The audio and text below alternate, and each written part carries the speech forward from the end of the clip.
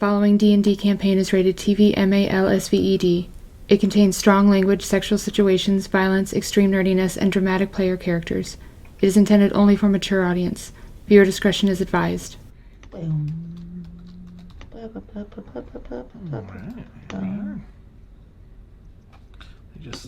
to let Ed know. I don't want him typing it. That's so dumb. Sometimes I swear. Ed, if you have anything that you would like said or done at any point with Galithor, please feel free to mention it in chat, and everyone can yell at me until I notice it. I already offered that to him. Oh, okay. Thank you. Thank you very much. You're welcome. Arms itchy. Oh, it's a bug bite? Come on. I don't know how. It's so flipping cold out today. It's in the 20s. I know. Oh, yeah. Right. Yeah, that's right. Steph, we're buddies. Yeah, we're weather buddies. Buddies. So flipping cold. The best kind of buddies. Yeah. It's awesome. That's just one facet of the buddies we are. I should correct. All right. Nope. Just no, that's it. Just weather buddies. Nope. Relegated myself to, yeah. Oh. Excellent. All right, we'll do a little intro here, and we'll get things underway. As everyone probably recalls, there was a lot of conflict, inter-party conflict, betrayal, and all these other things going on up on the continent of Tegradoth, as the party was trying to figure out how to deal with Raghari's forces advancing on the capital of Tegradoth, recruiting all of these Dragonborn for whatever purpose.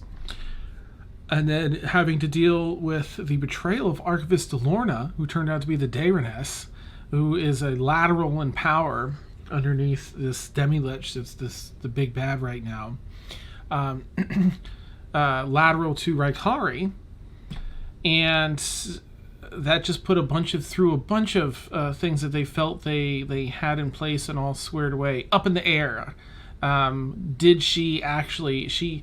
Archivist Delorna was the one in charge of making sure of trying to assist the Runekeeper, the ancient gold dragon, was being healed back up, finding ways to expedite that process, and she had time alone with the Runekeeper. What could have happened to him? Did she, in fact, send messages out to all of the heads there on the continent of Calais? She's also, or back in Ephron, rather. And what may have happened to Scarlet Shuffletrot while she was back in Zambora to, research ways to heal the Runekeeper faster? Lots of questions. So the party decided we need to get back to Metz and the Runekeeper, because there's a reason that the Runekeeper is probably, had his soul separated from his body. Didn't have it. He did that in the last ditch effort, but why they were trying to kill him. They bamped themselves back to the city of Metz, right on the campus green for Tenser University there, and thankfully found that everything was peaceful, and the city's serenity and tranquil nature was as it should be. Birds chirping, flying through the air, individuals walking, wizards and the like, walking along the green, but they charged ahead, to go inside the campus to go find the Runekeeper. But as they did, they crossed the line of the illusion that laid over the actual main building of the campus. And once they stepped through, they saw that it was full of billowing smoke, fire, creatures wailing, people wailing, damage and carnage. And that's a recap. So here's our opening scene. No big deal. Just a note, it doesn't have to be right away unless you want it to be, but whenever you think would be the best time for the message to come through, just let me know. I have it written down. That's actually let's do that right now, because I will forget. Yes. So we'll even maybe backtrack a little bit so you have a little time before things get crazy. We'll say you bamf here and everything looks fine and you're like, good. So in those few minutes where you have some peace, a message comes through. Do you want me to read it? Yeah. If you're okay. All right. Kaylin's not saying this out loud, though. She's just hearing it. So even though I'm saying it, just pretend I'm the DM for 2 seconds. You are the DM for 2 seconds. So the message comes through from Aga. Hunting phylactery. Baron cooperating. Revis almost dead. Trying to build golems to fight. Can you help? Where are wizards from? Landfall where? Now, just so the viewers are aware, he sent that, like, in their time, like, in playtime, what was it, Dan? Like 3 weeks ago? At least 2, It was, if not a third. It was like the week before everything went down. So it's, yeah. Yeah, 3 weeks then, yeah. All right. Nice. So Would you like to Kaylin reply? will get that message and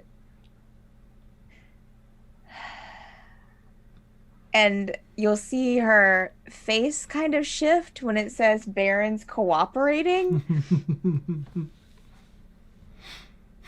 Cooperating. And she'll listen to the rest of the message. And she probably wouldn't say anything right now since they're a little bit focused. So. Okay. All right. Whew. All right. In that case, we'll jump into with that settling on Kaylin's mind, like the Baron. No. What? Yeah. We'll have our little recap as it's still quiet and peaceful currently in this moment. Oh. The quiet hustle of the Tenser campus holds a familiar peace and comfort for most of you, likely not to Erinwin. You breathe a small sigh of relief as you find the city of Metz maintains its tranquil serenity. Still, the Runekeeper must be checked on, and so off you run to seek him out. Time may very well be of the essence. As you run across the campus green, you pass through the illusion that covers the campus from prying eyes and ears. A heavy mist encompasses the campus and its buildings, mixed with noxious fumes and billowing smoke. Tara pauses mid-stride just for a moment, unable to hold in her exclamation. Shit. It's time to dive in on tonight's episode of Stormfall. Whee! Let me put. Oh, thank you, Kim, for putting up the tweedly deedly deed. Let me get that out there, and then we're going to jump in. So there's actually going to be another little fun bit, of course, before. As you're traversing, you've seen this, and but because I'm so terrible at multitasking, I'm going to quickly tweet, and then we'll be good. All right.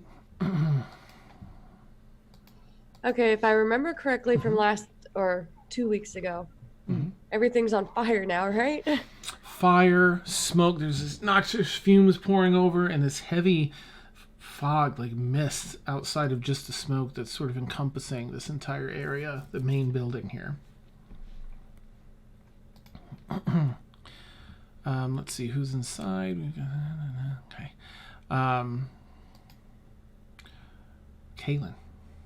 And, oh gosh, who else was there from before? Who else has met the Runekeeper? Emil.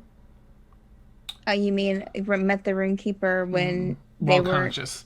Right. Yeah. Emil. Had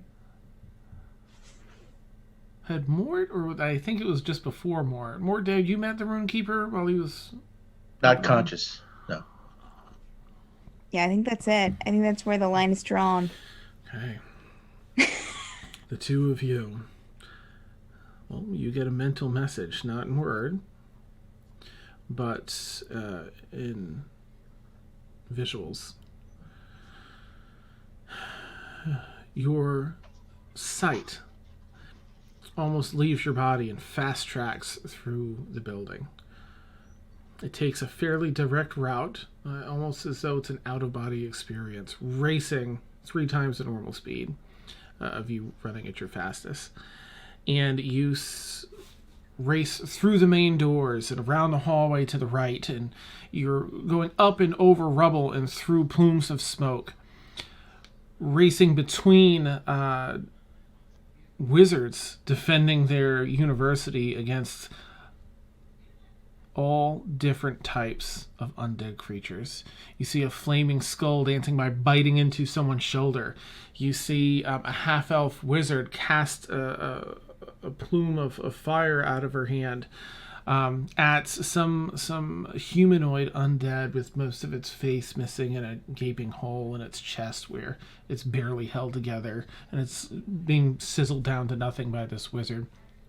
And around you go and around until you take a stairwell that winds down, and you also see battle in here, but you can hear and perceive the sound as you go by. Terrible cries of agony and fear. And it gets darker and darker the more you spiral down until you reach, if you're counting, it's about 20 floors near where the Runekeeper's library is. And you race through and out to that grand hallway that you have walked a number of times, you and Emil, just off of what is the elevator, lined with a red carpet and gold filigree down the walls, marbled walls, towards the library. But everything is dark now.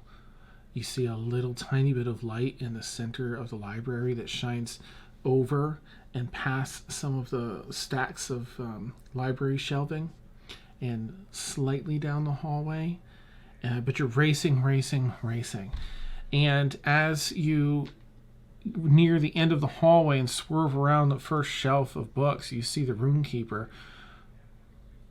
in a state of semi-consciousness, just being attacked brutally by there's a huge there's so many creatures in here. You see more of the skulls, you see some of the other humanoid ones, and there's one giant one I don't think you've ever encountered. It stands about 18 to 20 feet tall, and it is a huge lumbering humanoid form with a big hunchback, a head way too big for its body. It sits almost towards the end of its in width to the end of its shoulders, patchwork body parts put together, and it's breathing out this gnarly, noxious gas that's just billowing out over the Runekeeper. And then you see the Runekeeper's eyes slip back into unconsciousness briefly, and you're back in your body. You two are snapped back into your bodies and your regular perception. A Just So Raven moment. It's amazing. Awesome. We have to go and find the Runekeeper. He's being attacked. Everyone freaks out a little. What? Let's go! She starts running ahead. Kaylin will start running after her. I'll follow. Yep. Same. Okay. All right. As you all begin to head in towards the building. Oh gosh, where's my... let me move this over here so I can see. All right. So you appear, you're heading towards the front door, and... I gotta get my dice ready. Let's see. All right, it's a good start.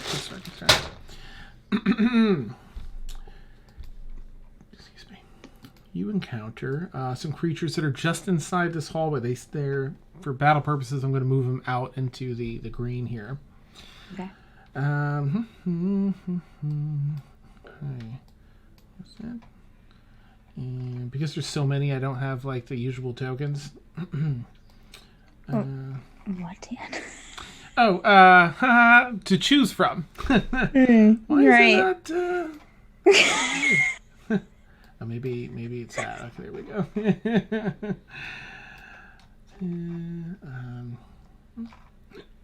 Excuse me. Okay. Fun. All right, I'm gonna have them roll initiative. Oh. Go ahead and roll initiative, everyone. That's why, because only a couple people have rolled initiative. It's like, oh my gosh. I did. It was a 21 on my dice. Ooh, nice. Mine, Kaylin's 17. Kaylin is 17. All right. I'll do Emil's and Calisaurus and Aaron Winds and Reigns. Okay. So Morton, Devanya, it looks like you've already rolled, or was that from something prior? That's what you asked, yeah. Okay, nice. Thank you. Okay, there's Rain. Aaron Wynn. Calisaur. Ooh, Aldor's got a good initiative. No, bonus. So does Emil. Nice. Okay, I believe that's everyone. Alright, let me just read a description of this beautiful little creature. Okay, a wispy ball of light buzzes out around the window. Two of them, in fact. Little light green lights. Gosh, you've all been in the Fey, right? Who's been in the Feywild, actually? Because it is a bunch of different... Kaylin, Emil... I mean, when we went to get his soul, that's where we went, right? To Fey? Yeah... Outside of that, since that was a pretty brief experience. Yeah, and Inverness was not the Feywild, right? Right, yeah, that's a different world. Kaylin and Emil. Yeah.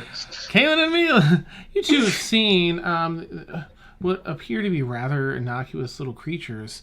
Will-o-wisps have a pretty dangerous bite, as it were. One zips around and out and is going to... Let's do all this. It's going to hit. Oh my. All right, that one is going to zip after Aaron Wynn. I'm sorry. Okay. Ooh,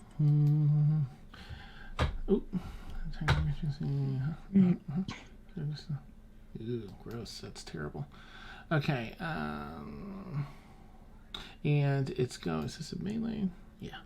It rushes over and kind of zips around Erin a few times, and she swats at it before it brushes across the back of her neck, electrocuting her. What the hell? Okay, that hits, dealing 11 points of lightning damage. She gets brutal pain down the back of her spine for a moment. She tries to wave it away further, and it continues to buzz around and zips back over roughly where it started. The other will-o-wisp, which happened to be next, comes down and does 2, 3. That's rain. Buzzes down and does the very same thing, or at least attempts to, around her ankle, and zaps her on the ankle and the chits. And oh gosh, dealing 14 points of lightning damage because she buckles down on her knee there for a moment before zipping back up. Let me just check its speed is 50, so it bounces back near its friend, near the entrance. Put it there. Blueberry, you are up next. Get him. Oh. Oh, you know what? I'm sorry. Let me put the other things out so you see where they are. The other things are lumbering out here. Of course, this is one of Emil's favorites. They're sort of stepping out of the doorway now. And Oh, lovely. Wow. there we go. Okay. Okay. Small horde of undead. So I'm going to Rajay. Oh, okay, nice. Little doggy foam. Are the will-o'-the-wisps, are they like, I know those who don't have like feet, but are they like high off the ground, or are they just like... These are probably staying, currently, they're about 5 feet off the ground, I would say. Okay. Like, sort of at everyone's head height. Cool. I'm going to run up to this vampire spawn. Mm-hmm. I'm gonna claw him. Yeah. Person. Is that? Oh, did I? Yep, you targeted it. Mm-hmm. Hey. I know what I'm doing.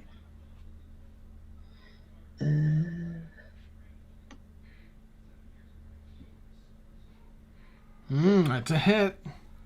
Yeah.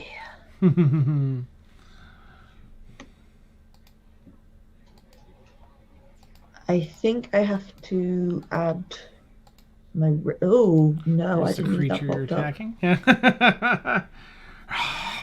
It seems to be feral and not speaking, but growling and hissing and bones cracking as it's moving its little fingers around in a fidgety fashion. I want to say I have to add 2 to my rage damage. Oh, yeah, let's check. I can't remember what it is off the top of my head. I could take a quick peek if you like. Dan. Mm-hmm. Edwin Skeletor to put haste on BP3. Ooh, nice. Okay. Is that a like a reaction where you can do it before he attacks? Because I'll do it now if it is.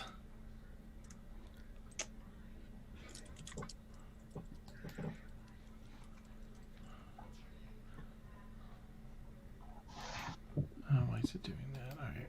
Sorry. Barbarian. Oh, it's an action. So I guess Okay. whenever it's his turn. Sorry. Okay. No, that's fine. No, I'd like to know. All right, we're what, level 12? So it's a +3 to your damage, Blueberry. Oh, cool.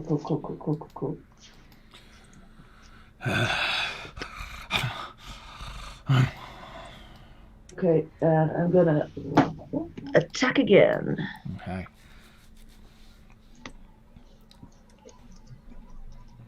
Another hit. Nice.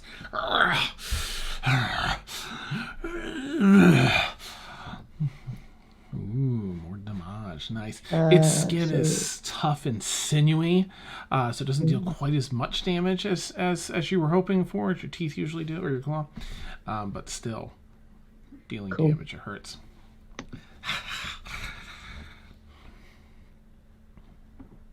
That is my turn.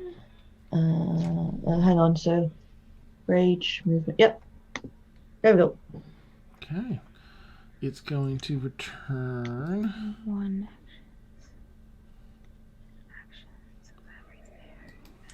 Oh, that's brutal. All right. Multi-attack 2. Okay. It claws you back. And tries to claw, up your back as it claws in toward itself. Do you have any bonus to AC or anything while raging? No. Okay. It misses anyway. Gets really upset, kind of yells out loud, and then goes down to bite you on the back of the neck. Ugh, I don't like these things. To which you easily dodge it. Foaming at your mouth. Nice. All right, that's all it can do. Oh, and also as when I rage, tiny corgis, ancestral guardians, all that jazz. Oh, nice. Okay, yeah, they all pour out, right? Yeah. Beautiful. All right, up next. Let's see. Oh, for sure. They're going to start out with this. If everyone can roll a Constitution saving throw, please. Okay. Mine was a natural 20 plus 7. So 27. All right. Oh, yeah, I've got to do everyone else's. Oh, I'm so sorry. Oh, no. All right. What did I say it was? It was a con save, right? Yeah. Okay. All right. I'll start with that. Actually, Mort, what did you get? 15. Okay. Devanya? David rolled a 17 and I got a +8, so that's 25. Excellent. All right, Galathor. Oh, sector bag is that in jail? Oh, okay. All right, it's Emil and Rain. All right. So far, okay. Everyone's passed so far. Until now. Oh, snap. But I've got Rain to do too. So, she's got a -1. Oh, she passed. Okay. Oh, okay. So who's gonna die next? Yeah. On half of that, so everybody takes 10 points of psychic damage, unless you have a resistance to psychic. As the Banshee drops her jaw about 1.5 feet. As the skin stretches out from the disengaged jaw and lets out this terrible banshee shriek that just pierces your ears and your mind.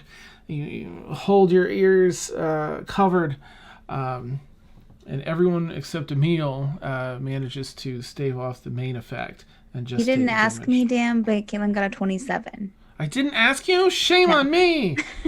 It's okay. Shame! A 25? Yeah, nice. Okay, yeah. All right, What? thank you, Caitlin. So 10. 10 points. This is on a success. You only take 10 points of damage. Cool. Okay. All right. I can't do that for a real. But, I'll put that in for Galathor. Okay. I'll put that in for Devania since I'm here. I'm just going to reread this. Okay. Emil cannot shake this terrifying sound, and even moments after the Banshee stops to shriek, he's still holding his ears, and they're bleeding, and he drops down unconscious. What? If you fail, you drop to 0 hit points. Holy shit. It just drops. Yeah. It's gonna get crazy in here in Tenser University tonight. Okay. Vanya's pissed. Nice. All right, that is the Banshee's turn. That's all she can do. Brings us down to Rain. I mean, that's enough. Let's be honest. Rain's definitely gonna go over to Emil. And I'm pretty sure she has some healing in here. So let's take a peek, see. She's probably not going to use Mass Cure Wounds yet. But I think she'll definitely use Cure Wounds. And she'll probably do it. Let me check her spell slots. Probably do it at 4th level. I think it's a 1st level spell. So. Wait, so was it Emil or Galathor that went down? Oh, I'm sorry. Emil. Yeah, I think Galathor rolled actually, fine. Emil has something. Wait. Emil has something that keeps him from dropping to 0 hit points at least once. Really? That's right. It was the trinket that Kaylin made for him. Oh, snap. And I would guess that he would be wearing it. Yeah, absolutely. Yeah, especially for this craziness. Let's see here. Let me see if I can find it in this. I don't remember what it was called. Let's see here. Let me just try to. I kind of remember what was on the page with it. Okay. Wound closure. Is that it right there? Whenever you're dying. The periapt of wound closure. Yes. While you wear this pendant, you stabilize whenever you're dying at the start of your turn. So it wouldn't be until, I guess, his turn. And in addition, whenever you roll a hit die, that's whenever you roll a hit die to regain hit points. So yeah. So on his next turn, but then no one would probably know about that. So. Gotcha. Okay. Well, that's really handy. Nice. All right. Right. I suppose Rain will probably still try and pump him with some heals, so that might save him from having to use that. Yeah. Thank you. Oh my gosh, I'm going to make a note here too, so I don't forget that. All right, it's 1st level. She's going to 2, 3, 4th level, and she's going to cast that on Emil. Oh my gosh, she receives 30 points of healing. Those were amazing rolls. Wow. Wow. Okay. Like, kind of squeezes her bunny rabbit and puts her hand down on Emil's shoulder. Wipes the blood as poured down his cheeks from his ears. So quickly stands up and finds, a shadowy enough place to hide. Let me just move her over here. 5, 10. Yeah. Okay. I'll put him here because I don't want him to be... I don't want to totally bogify him here. Alright, and wait, does she have healing word prepared? No. Okay. She'll cast, wait a minute, spiritual weapon, bonus action. Yes. So she'll cast spiritual weapon and her giant stuffed bunny appears. And I think that you can just summon it the first time. So that brings us to Emil, who is going to probably use his short bow, I would imagine. On what? Probably... Oh my gosh, Emil, would you go for the Banshee? I don't know, what do y'all think? Would he attack the Banshee that just did that, or like the Will-O-Wisps that he's familiar with? Probably the Will-O-Wisps, because he knows how dangerous they can be to people that are low on health. Yeah, we'll do that for this round. I rolled a natural 1. I'm so sorry, Emil. Arrow flies overhead and strikes a shingle on the roof.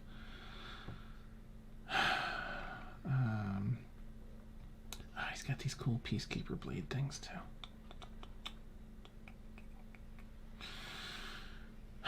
Okay, I guess that's it, right? Does he have a secondary attack? Extra attack? Nope. Okay. All right, that's it for Mill. He's gonna find a place to hide and roll a stealth check. I feel is what he usually does. Stealth check. Oh, jeez, that's an insane bonus. Okay, successfully hides. Kaylin, you are up. Oh. Okay. All right.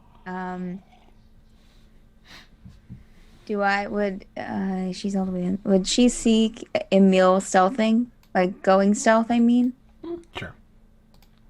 I think Kaylin keeps the kids established. She keeps a careful eye on everyone, so. Yes. Especially okay. those unconscious. All right. Okay. Okay. I've lost my idea of what I was going to do. I'm just too, okay. All right.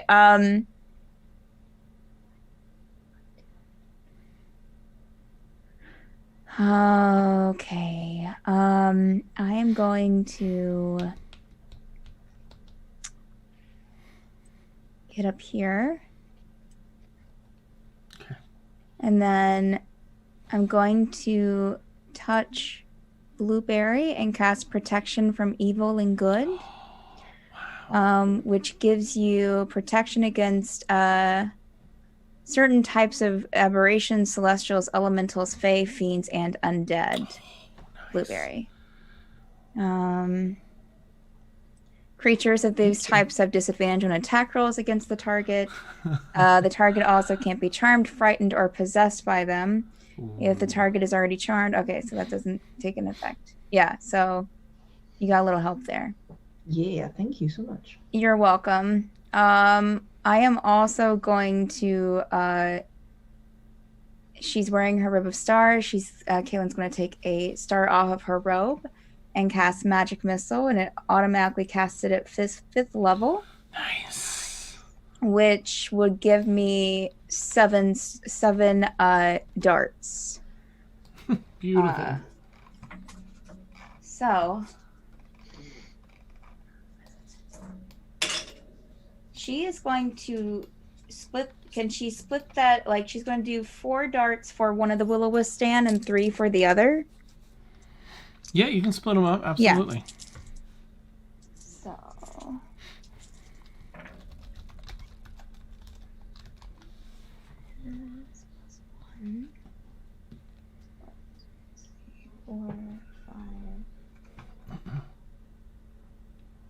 So that is 13 points of damage to one of them. Okay.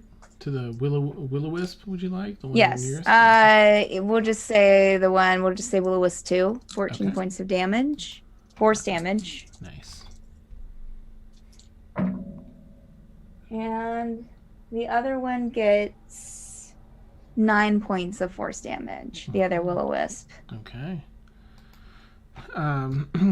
All right. So you unload on the first one here. Arcane darts with little smoke trails behind them, flying out of your robe, off your hand from your robe. A bunch of them, they all strike true, and it starts to spin and try and it's clearly very damaged as its little buzzing flight pattern it's been knocked silly in that, and you hear a few cracks and crunches as it strikes this form. It's barely wobbling through the air now. The rest of the darts go over to the other one, and it manages to take the damage a little better than the first one, but still hurt. They don't seem to be incredibly loaded down with HP or anything. Gotcha. I am going to, then she's going to move, because she has another attack. She's going to move over here, which should be all of her movement, and I'm going to use my hammer on the vampire spawn. Nice.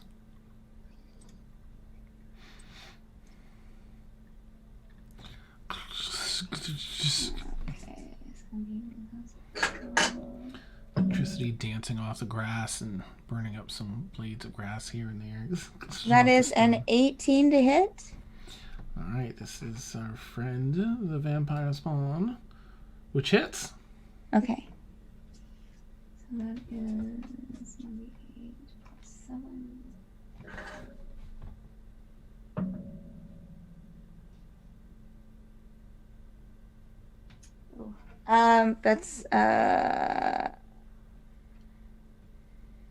That's 8 damage, bludgeoning. Okay.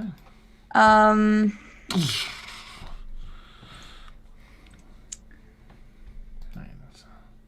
And Kaylin is going to take her action surge.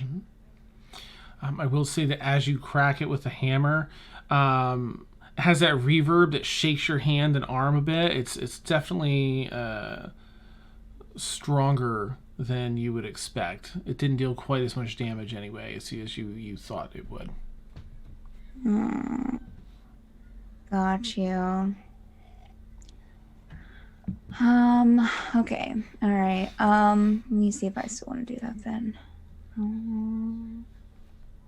Let's see. Do I want to try to do that? What do I need for that? Let's see.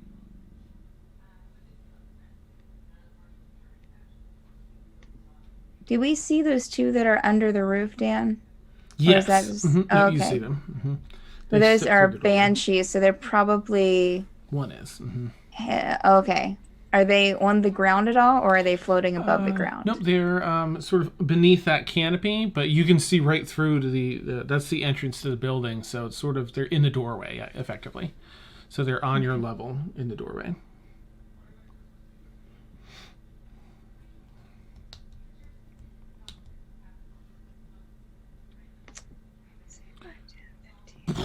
An explosion goes off on the grounds elsewhere, shakes the ground a little bit.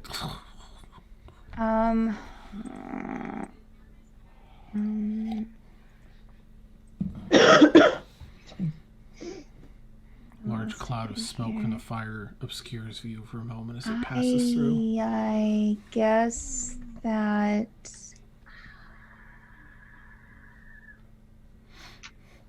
I'm going to... I have all of my stars on my robe. I'm going to take my action surge and expend another star on the directed directly at the vampire spawn. Okay. That's...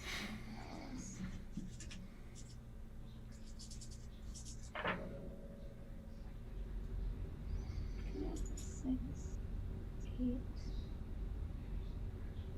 12, 16, 17, 21. And then that's 7 dice. So that's 28 points of force damage. Oh, beautiful. For the first time since you've been engaged with this thing, it really feels like it's taking some serious damage. Okay. 20. Okay. Alright, I think... It strikes a bunch of joints inside the elbow, sort of knocking her arm twisted to the side. And a few other spots. It seems to, do some nasty force damage. Okay. Kind of twists their head looking over at you. I think that is it. Okay. All right. Okay, just so I understand that correctly, that's when I use my action surge, it gives me 1 action, correct? Extra? I always forget. The action surge is an additional action. If you use the attack action, you can attack twice with it, or however many your fighter allows. You can take 1 additional action on top of your regular action and a possible bonus action. So I can do 2 actions there. But I use the magic missile, so that takes away the extra action. Right? Yeah. Okay. Just want to make sure. All right. I'm good. Okay. Finish your round with all the pressure on you and your party. Let's see. Okay. Let me share an image. Why don't I? Undead, ghoulish creature in heavy bony armor with a speed sort of unnatural to its form, rushes out and attacks. Who's this? Divanya. No, wait, hang on. I don't know if he can reach you. He's heading that direction. 1, 2, 3, 4, 5, and 6. Yep. Just kind of like jumps over Blueberry. So Blueberry, you get an attack of opportunity, and rushes over to Divanya. So I'll let you do your attack of opportunity first. Blueberry. Yeah. Let me zoom in on this map. I'm so sorry, viewers. Shame on me. Not at my game with this tonight. Excuse me. I'm gonna try and bite. Nice. Oh no, that is a 1. That's a 1. Okay. You just kind of catch some air, some foam flying off your mouth as you rage, and you whip back around to the vampire spawn in front of you.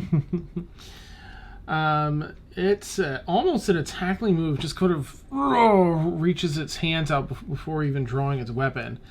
Casting a spell on you, Divanya. If you can please roll a Constitution saving throw. I'm sorry, ignore that. I was trying to discard that so you could do it.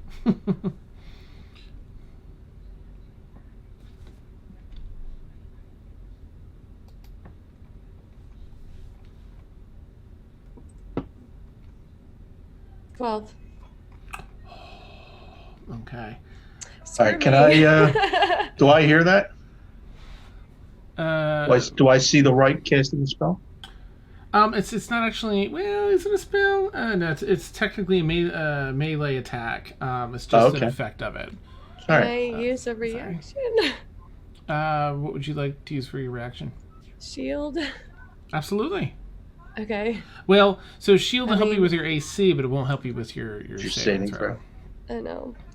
Okay. But you can use it in your reaction, you throw up shield, and it just kind of tries to grab your shoulder, and it pulls some of your life force from you. Let's see, which is, well, it's not that much. Yoink. All right, it only does 5 points of damage, but you can feel that it's sapping your actual life force. It basically takes, let me make a note so I don't forget what your actual hit point cap is. It reduces your hit point maximum by that number as well until you take a long rest. So Dang. You'll be back up to your 85 after a long rest. Yoink. Okay.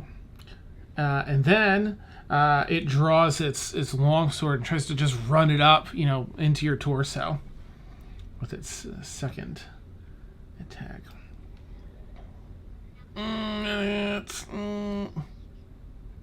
Okay. But it seems to be kind of weak, like most of its musculature is missing. And you easily kind of push out of the way, only taking more of a scrape than any other damage. Just 9 points of slashing damage. Well, you can do better than that. Oh, as my reaction. Yeah. Ooh, yeah. Can I try and reduce that damage with my oh my god, what is happening? Why can't I think? With my spirit shield, so can I try and get my corgis to get in the way of that? Yeah, and well, what is it? How do they work? Do they raise the AC or do they? No, I have to roll to reduce the damage. Oh, nice. Okay, go for it. So it's 3d6. Oh wow. Okay. As long as you get 5, you'll. Yeah, it was 8. Nice. Okay, so you maintain your regular hit point cap, and you do not take the damage from that. As you feel it ready to pull the life force out, Devanya, a bunch of spiritual corgis run up and leap in front, just in between this creature's hand and your shoulder, and all their little life force is drained. Thank you. It's just he's just foaming at the mouth like. Amazing. All right, Devanya, you're up. Well, I was going to go after the Banshee because she's so freaking annoying, but I guess I'm going to have to fight this guy that decided to be all up in my face. Okay, so I want to do Eldritch Blast, and it's it'll be 3 beams at white. So I need to make a separate attack roll for each of them. Yeah, okay. Yeah. David, he's rolling for me tonight. So. Oh, how sweet.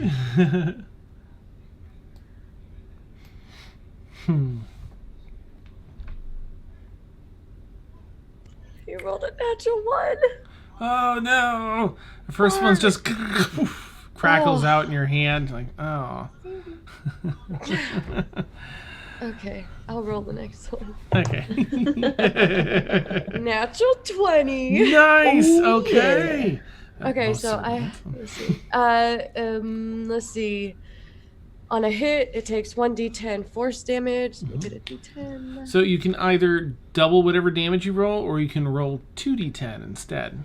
You can roll double the die, or just take double the damage with a single die, as usual. Come on, I know I have another one somewhere. Okay. I rolled better than he did. That's hilarious. Okay. Oh, Jesus! One of them's a 1 and one of them's a 7. Okay. Yeah. Well, that deals. So you've got 8 points of damage. Right? It is not. Is that necrotic damage?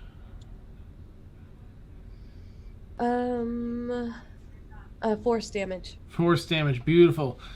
It gets, it kind of caves in part of its armor and part of its chest by like 2.5 inches. You hear a crunch and crack of some bones under there. So you have a third beam, right? Yes. Roll for that one? Yeah. 8. Yeah, that one does not hit. That's another. It fires off over its shoulder. Wow. My magic really is not wanting to work today. Can I use, hold on, give me 1 second. Think about using some sorcery points.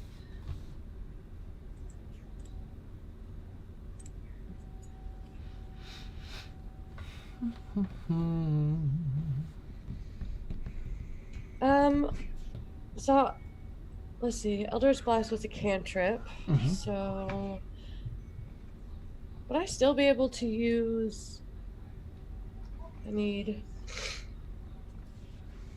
5 sorcery points for level 3 fireball. Because you've already done. Oh wait, Eldritch Blast was a bonus action, right? Or is it an action? Is it a full on? It's an action. Yeah. Then you've used your action for the round. Yeah. I'm still figuring out the whole point system. No worries, no worries. I mean, that will work. Usually, it's just that you've already cast a spell for the round. You've already used it. Mm-hmm.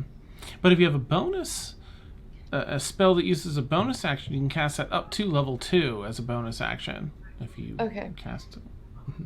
I don't think I have a bonus action, but I will move away. Okay. Because I don't like him. All right. You shuffle out of the way.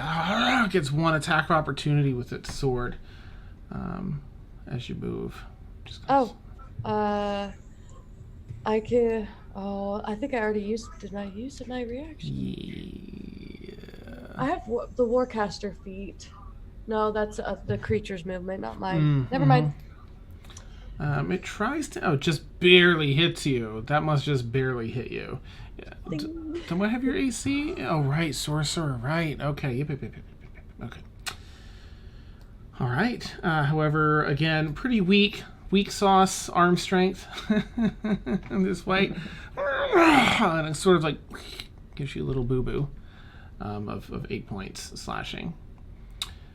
Anything else for Devanya, or is that wrap it up?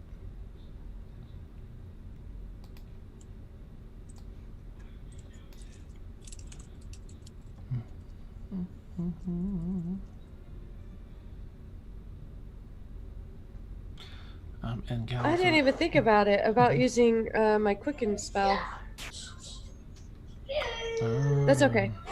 I'll save it. Okay. All right. Galithor's up, and Mort, you'll be next. After Galithor here. Oh, Galithor. Ooh. Right, I forgot you had this sword. Let me just see what kind of damage that does. Necrotic. Yeah, of course it is. I don't know what kind of things you have, because I never played Pallies. Oh, how about Divine Smite, right? How do I use this? Definitely, you're going to spend 1 spell slot to deal radiant damage. Oh, yeah. The weapons damage. Extra 2d for first level spell slot. Oh, snap. Okay. Nice. Galithor, I feel, is going to go for that vampire spawn because let me just do a quick roll. In fact, I guess it wouldn't really do a roll till the top of the turn. All right, I'll just roll to see if it goes for the white. Or Galithor, do you have a preference between the white and the vampire spawn, which you'd like to attack? Let's see. In the meantime, I'm just going to have it move up roughly here because I can attack either. So Galithor hustles up, and no preference. Okay. Mm-hmm. I was just going to say, I'm sure Galithor would be smart enough to flank either of whoever he chooses, either one, because he has a flanking opportunity right, 5, with either 15, one. 20, 25. Okay. All right, he'll go for the white. It's right here. He probably, knows it's going to do some damage. So Ed said no preference. Okay. All right, so I'm going to figure it's going to do... Galithor pulls out this new sword emblazoned with runic little icons along the hilt and attacks Dan? the white. Yeah. I'm sorry, Ed said sneak attack? ? Yeah, absolutely. Yep. Nice, Ed. This is going to be amazing. And it hits, which is extra great. Whew, all right. So I figure, I don't know if you want to dump all of your, you've got a ton of 3rd level. What do you say maybe, all right, you can expend 1 spell slot to deal radiant damage in addition to extra damage 2d8 for 1st level spell plus 1d8 for each higher. So maybe 2 third level spell slots. You have 6 available. Is that right? That seems strange, but whatever. We'll just say for now that's it. Right, you have advantage too. Yeah, let me roll a second time just in case you get a 20. First one was a 19 in total. So, well, and this one was... okay. All right. So first I'm just going to roll the base damage on the white, which is 6 plus 2 because resistance to necrotic. Then I'm going to dump in... I don't want to waste a bunch of these on you. I guess maybe... Acknowledge Paladin... Okay.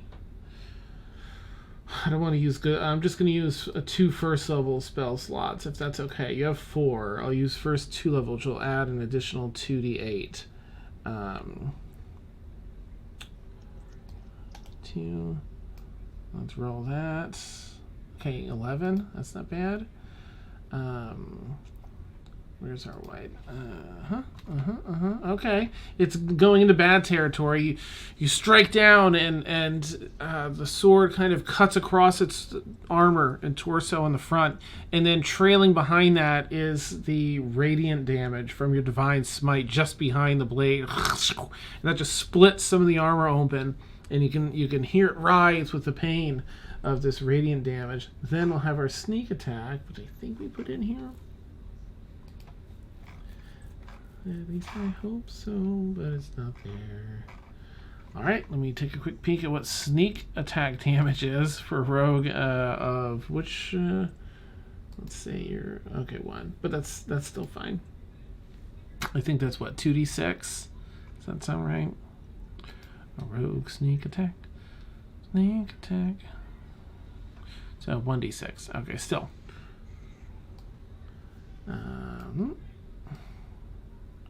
Alright, wow. 5 points of damage on top of that, which has it reeling even more. And I don't know if you have anything that's... I don't see anything that you probably use yet anyway. That's... oh, maybe Hunter's Mark? I don't know. This is looking pretty close to the... But whatever, right? It's a bonus action. So you give it Hunter's Mark at least for the next round. Sorry about that. Boop. Okay. Or we'll say that, because if you were playing, you'd probably know that. We'll go ahead and roll an extra d6 for Hunter's Mark, assuming you had it up there as a bonus action beforehand. That one was a 1, sorry.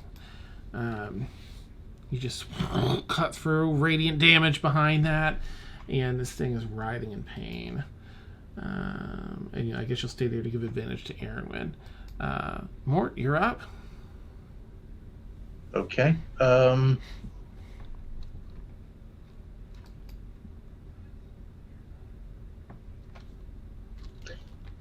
going to cast Big B's hand and do a, get the wording exactly right? A clenched fist on the vampire. Oh, nice. What is the, let's see. We'll show what the, is that an attack roll? Let's take a peek. I think it is, but with Big B's hand stats, I think you get, all that strength. But I can tell you right now, I can look it up. Big B's hand. Okay. Create a large hand, yada, yada, yada, yada. Hand has an AC of so-and-so and cast a spell. Clench fist. The hand strikes one creature object within 5 feet. Make a melee spell attack for the hand using your game statistics. Okay, so not the hand, but your melee spell attack. So, your regular spell attack. As long as you're within... as long as you move the fist within melee range, I think. Okay. All right, so let me just roll d20 then, because I'm not sure. My attack.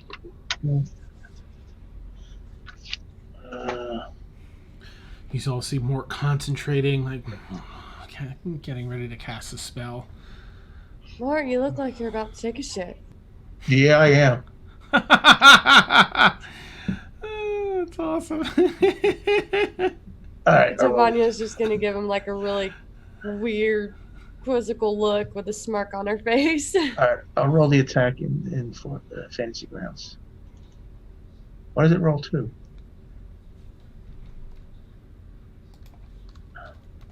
Take the first one. I guess I double clicked. I didn't have to double click.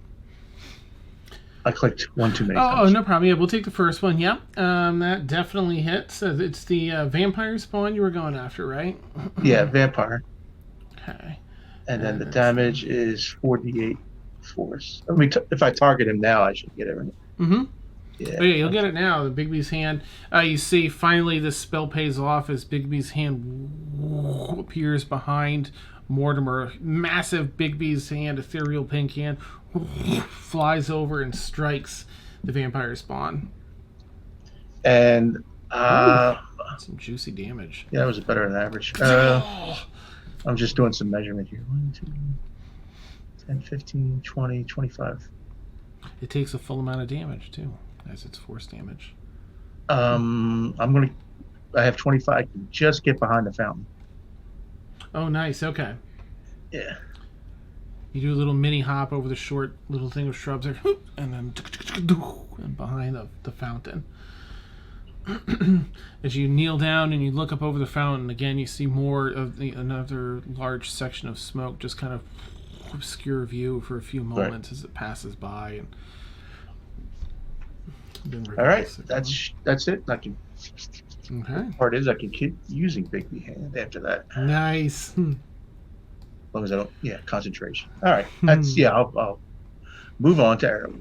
Okay, I feel like she's gonna set fire to the rain here. Let's see what we've got.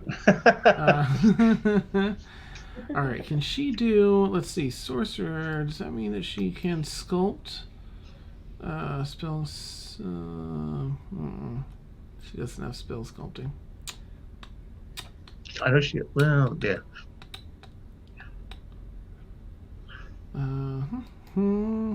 If we stall for 10 minutes, she can join us. Nice.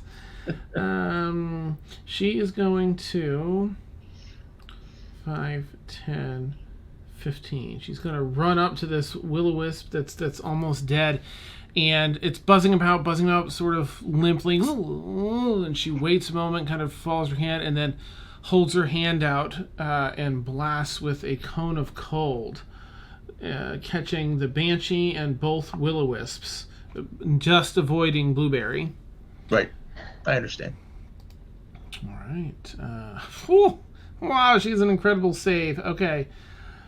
They have to beat that. All right. I don't think they're going to. I feel like it was a con save, right? Yep. No, that one doesn't. Close, but doesn't. That's what I like to hear. Not close at all and doesn't. And then, of course, we have our Banshee. Friendly Neighborhood Banshee. That rolls well, but does not succeed. And therefore, the three of them are going to take all this beautiful damage. I'm just going to mark it here so that and the other one, and this one. Okay. Then she's going to roll. Huh. That's incredible. All right, she's just going to do it at 5th level because I don't think that she wants to go out. Though some bad rolls and some good rolls, but mostly bad ones. I'm sorry, Aaron. That could have been a lot better. Still 27 points. Why is it doing it to Aaron? That is so dumb. Right, anyway, I'll add it. Both will-o-wisps are just frozen in place and fall to the ground and shatter into little shards of ice. The Banshee yells in pain. Not a Banshee's wail, but still yelling in pain. Seems to be harmed. The will-o-wisps are dead. It's like, oh, not today. And buckles down for more action. As we go to the top of the next round, Banshee runs 5, 10, 20, 25, into the building. The vampire spawn starts running across the green. 5, 10, 15, 20. Do I not go before those two? You should. Oh, I'm so sorry. It's sort of at the top of the round because there's something else going on, but... No, that's cool. No. Well, at the very least, you should get an attack of opportunity, right? Yeah, both Blueberry and Caleb will get an attack of opportunity, and Calathor is going to get one on this white as it runs in the opposite direction. 5, 10, 15. Oh, that's nice. Okay, I'm going to try a bite again for the vampy spoon. Oh, okay. Hammer is 28 to hit, Dan. Yeah, that I think that hits. Does 13 hit? And that was for the, what did we have? The vampire spawn, right? Let's take a look. 13, you say? That does not hit. Oh. What does Galathor have when you're within 10 feet of him, or 5 feet of him? I forget. +3 to saves, I believe. Oh, okay, saves. Okay, yeah, you're right. And that's Trying a to remember. 10 bludgeoning damage. Dan. Nice. Okay. Okay. 10 should be 5. So you, it strikes true, but again, it seems to have a little more resistance than you would expect from its form. Okay, sorry. Now, Blueberry, you are up. Okay. Excuse me. I'm going to follow the vampy spawn. Nice. It's got a hobble to it. Yeah. I would like to use a flask of holy water that I have. Ooh, nice. Okay. As an action, you can splash the contents of this flask onto a creature within 5 feet of you. Okay. If the target is a fiend or undead, it takes 2d6 radiant damage. Oh, nice. But for flair, I would just like to say that Blueberry crushed it in his mouth, and then as he bites, he takes 2d6 just because it's like in his teeth. That's amazing. I love it. Okay, 2d6 radiant. That's a 1, and that's a 6, 7. Okay, beautiful. That's full damage it's taken. Let's see. Okay. It starts eating away at some of the flesh. If it's my action to do that, and I have 2 actions, do I get an attack as well? Do you have or is that two- like... I can't remember if it's like, do you have to take the attack and then an extra attack? Do you have an extra attack or an extra action? Oh, it's attack. Never mind. That's It's okay. I like mean, the- you have a second attack, though. Yeah. I do? Mhm. Oh, okay. I'd like to bite, please. Nice. Get it. Come on. Oh, for... Yeah, no. That's 10. Okay. You go to bite again, but it just pulls its leg out of the way just in time. But you can still, you get close enough to hear the sizzling of the flesh of its other leg from the holy water. Okay, so that is me done. Okay. On its own turn, it's going to run a little more. 20, 30. Hobbling away. Not trying to attack, just random, Do I get an attack of opportunity do. because it's after... Right, okay, cool. It's a reaction, and so you just started your turn. You just had your turn, so your reaction is refreshed. Okay, cool. I'm going to try a bite again. Seriously, just work. Just a 1. No, just... Oh. Damn you, your dice, Ed. They're not working for me. Nice. All right. What was the roll again? Was it another? It was hang on. Like 10. 10. Okay. Yeah. Yeah, 10. Yeah. You take another bite, but it's just every time you get close, it runs with that leg. And all right. The Banshee continues. Is probably going to get out of sight at this point. 5, 10, 15. Okay, I'm just going to do this because it's in the school now and out of sight. Okay, Rain is up. Emil's pretty trash still. I think she's going to do another heal. Another just third level heal. Cure Bones. So 2, 3, 4. Just going to do that on Emil to get him back up to something healthier than that. Wow! 2 terrible rolls, 2 max rolls. That's awesome. So Emil is looking, he's still wait a second. No, he's back in the green. All right, yay, go Rain. Which brings us to Emil. He's been watching Blueberry like go after this vampire spawn. I think he's definitely going to take a shot at that thing to try and assist. Let's see, does he have anything interesting that he can add in addition to this? I'd hate to miss something that's... I guess not. Okay. Oh, what's this? Oh, no, that's that thing. Yeah. Okay. All right, anyway, so he's going to take his short bow and fire away at this vampire spawn. Oh my gosh, Emil, I'm so sorry. Into some more shingles on this other part of the building. And then he'll stealth, as he's wont to do. Jeez, that's an amazing modifier. Okay.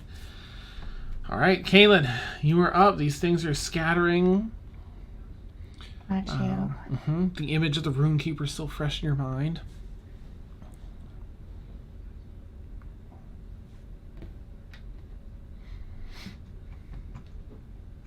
See. All right, I'm just calculating steps here. No problem. All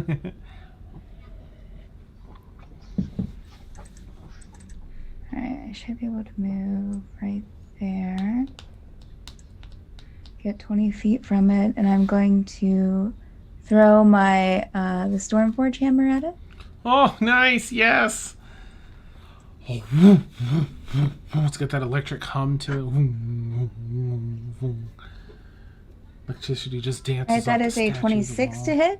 Oh, that hits. Was this at the white you said? Or are you going after the? No, I'm right there at the vampire spawn. Nice. And that's a 21 damage. Nice. No, wait. 8 plus 8, that's 16 plus 7. 23 bludgeoning damage. It cracks it right in the side of the knee. And it stumbles, looks back and hisses. And then she continues to hobble away. She's pretty close to being dead. Well, my hammer comes back to me, and Kaylin's going to throw it again. That's right, you get 2, yeah. That is a 18 to hit. That hits. Okay. He's dead. He's dead. The hammer comes back, and as it passes, your hair kind of stands up on edge and sits back down from the electricity. That is a 15 damage. How do you want to destroy this vampire spawn, Kaylin? I'm just going to aim right for its head and just hopefully just let it smash through. Oh, it does. There's no arc or anything. It's just a direct handle overhead, woo, woo, woo, and just cracks it in the skull like it's bowing over it, compresses the whole top of its skull, and just shoo, shoo, shoo, shoo, before coming back. Vampire spawn, do, plops and skids across some of the green there. Hammer back in hand. Blueberry is incredibly impressed. Kaylin will, and then in one motion, she'll put it on her back. Nice. Awesome. All right. Let's see. Oh, anything else for Kaylin this round? I don't really have anything else to do. I don't think so. No, I'm going to pass it along. Okay, the white continues to flee. Or it's odd. It's not that it's fleeing per se. 6. It's like it's running elsewhere. Like it has some other area that it's going to. But that's all it's doing. Devanya, you're up if you wanted to do anything to the white that looks moderately hurt, but not at death's door. I do have a question. With him running past me, does he provoke an opportunity of attack? He wasn't within the range around you. Mm-hmm. Okay, you have to start in ask. one of the... Yeah, please do, definitely. I'm going to try to move closer to white. Okay.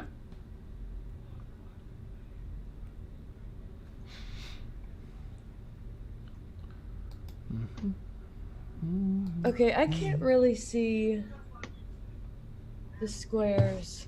Do you mind moving me 30 feet closer to him? No, not at all. Oops. I said, and then drag the map everywhere. 20, 25, 30. We'll put you on the stone here to make it a little easier to... Okay. That only puts you 5, 10, 15, 20, 25 feet away from it.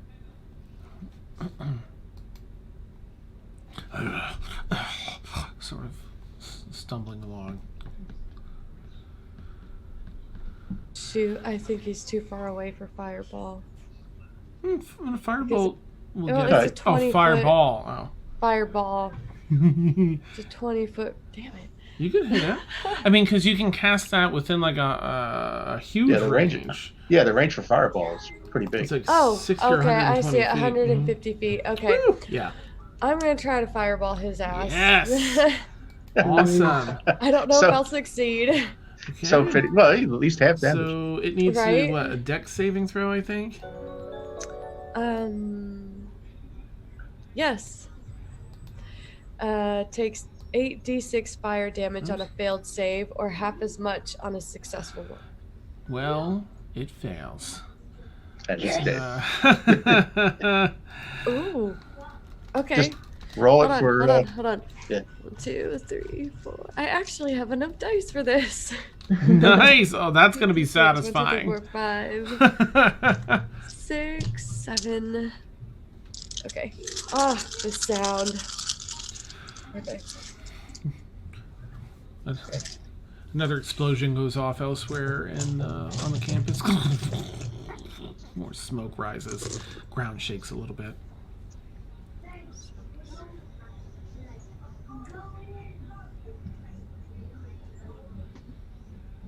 $23. All right. Eat How do you want shit, to white. take out this white, Devanya? I am going to, just for shits and giggles, I'm just going to aim it right at his ass. Nice. It explodes from the asshole out. Just Dan. Oh, that's great. just bits of armor and butt and everything else that it's composed of just fly everywhere. The whole right side just splashes up against the wall of that building and drips down. And then I'm just going to turn around with a smirk on my face and just kind of chuckle a little bit. Nice. All right. Let's see what's still around here. Nothing's in sight. Aaron Wynn freaking out a little bit. It's like, we need to... She didn't see the vision, going. mind you. Oh, okay. We're going. All right. And she starts running in. Yep, Kaylin would follow. Okay. You once again all head into the building, and this part now seems to be a little more clear. There is a lot of rubble in here and debris from walls falling down. Of course, from Devanya's fireball, her explosion goes off, similar in sound to the other ones around the campus, sounds of battle. You start running. Which do you want to follow the route that you saw in your head, Kaylin, or is there? Yeah, particular Kaylin will one kind of take elevator? lead and yeah. Good Okay. question. How? I mean, Big B's hands still had 54 seconds left. I guess. Is it probably going to expire? Depends on how quickly you come upon something. Okay, just keep that clock in your. Okay, will do. You all breach the front door, and I'm sorry again. Did you want to go to the elevator as you've done in the past, or do you want to go down that right-hand thing where you saw the vision? If I saw it in the vision, Kaylin, that's the way Kaylin's going. Okay, Aaron will pause. Why are we going that way? Shouldn't we take the elevator? I saw something in my vision. I don't know why, but I had to have seen it for a reason. So You had a vision? did anyone else see the path? Did anyone else get some pictures? I did. Emil says. Yeah. This has to be something about about the Runekeeper. So if the vision show going down this path, there are things down there, but the Runekeeper is there as well, and it seems like he's being attacked. So we should go. All right. Let's stick to the shadows. Classic Emil. All right, you all begin running. If everyone can please make a wisdom saving throw. What? Wait, what, Dan? A wisdom saving throw, please. F you. Oh God.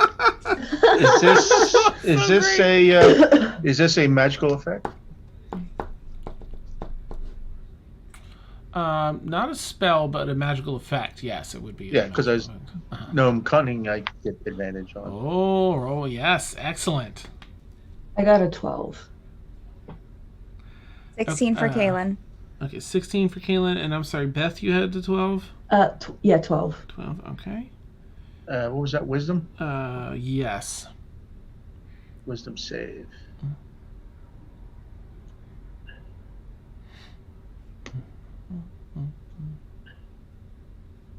Oh, nice one. Oh, I needed advantage. 18, nice. And Devanya? 12. Interesting. Okay. Sorry, I'm just being a tool bag. Let me. Such a tool, dude. Jeez. Of all, Interesting. Oh, Aaron, why? Why do you have a negative modifier in that? I mean, I know why, but. Oh, Galathor with +3 to saves. 3. I'm going to say everyone's within 10 feet of him, so let's add 3. That may make a difference for a couple of you. 15, jeez. Not Aaron. But who's that? Kaylin? Oh, good. All right. Let's see. All right, Galathor, let's roll your wisdom saving throw, and we'll add your Ooh, good modifier. Nice. I'm sorry, I will close my mouth. I will not jinx anything. Wow. Dan. Jeez. Why I said anything. I'm not going to talk about Emil's. His is different anyway. That's weird. That's the exact same roll I just got for Galathor. Jeez. All right, and Rain. So you're all running through, and you feel this strange. Well, first it starts as a dizziness in your head. Okay, I don't understand. Single-handedly kills 3 of our. For real, Rain has a +8. Anyway, and it's terrible.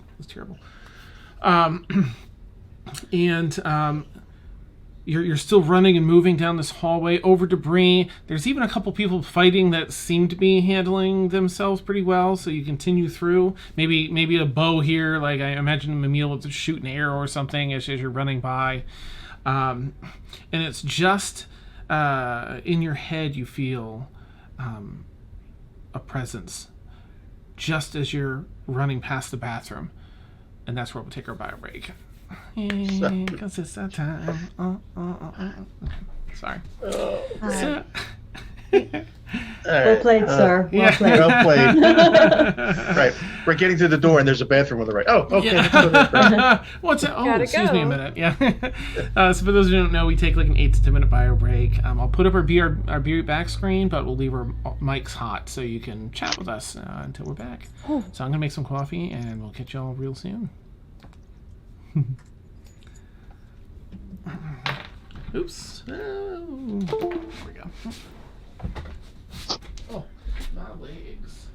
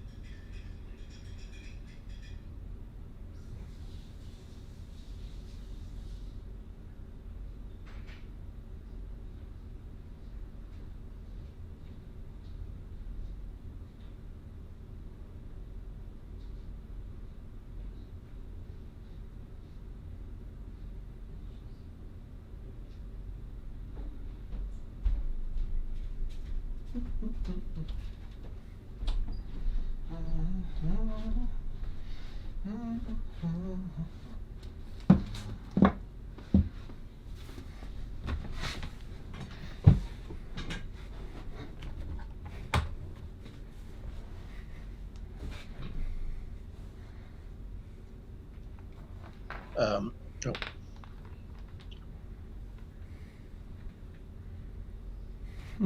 All right. Emil may be back because he said he was in chat. Oh, neat. And I don't know if you can see if Sam's online. Is she around back? Oh, that's a good question. Let's take a peek. See here. I do not see Sam online. Oh, I do see Warren. Did he say anything? I don't want to invite him. Let me check. He was just running late. I don't know. Oh, Let me okay. hit him. Let me hit him up if he's in Twitch chat. I'll hit him there. Nice, thank you. All right, I'll keep an eye out for Sam. I think that'll be everybody.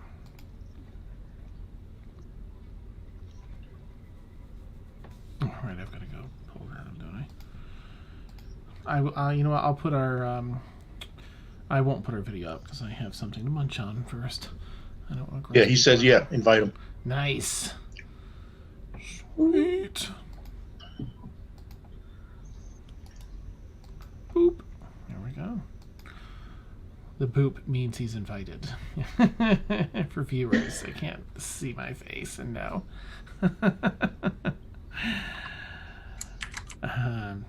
Beans, what was I doing? Oh, right. Gotta go look that mess up.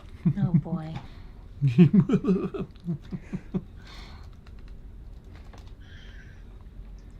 Oh, here it is. Oh, love it. Oops, wrong way. Is this not, There we go. We'll start with this. No, wait.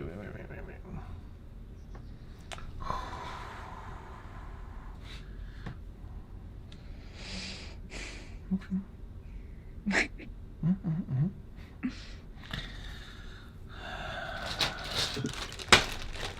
I don't get to use these often.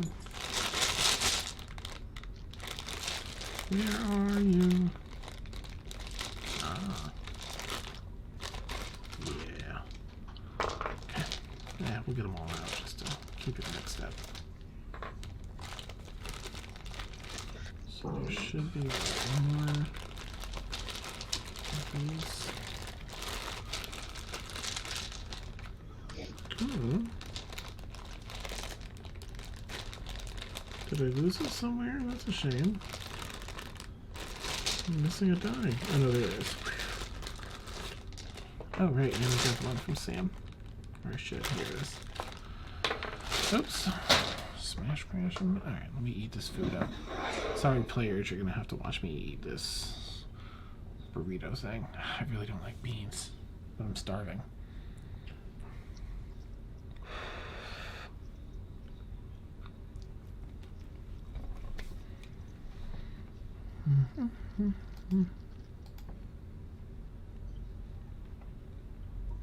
Hello. Hey Warren. Hello. Hello.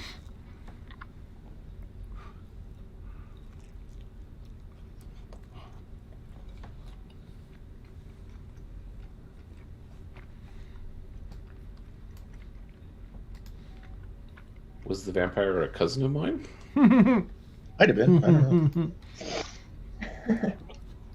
That's right, Steph's Kaylin's hammer decimated him. That was pretty fun.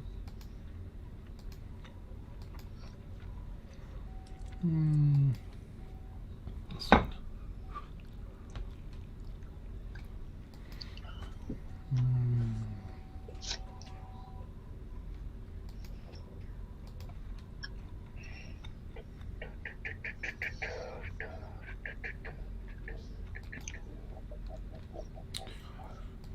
Now back on and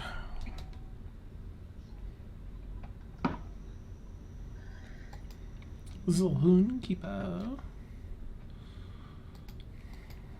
Alright, let's see. Oh gosh, lots of notifications tonight. Neat.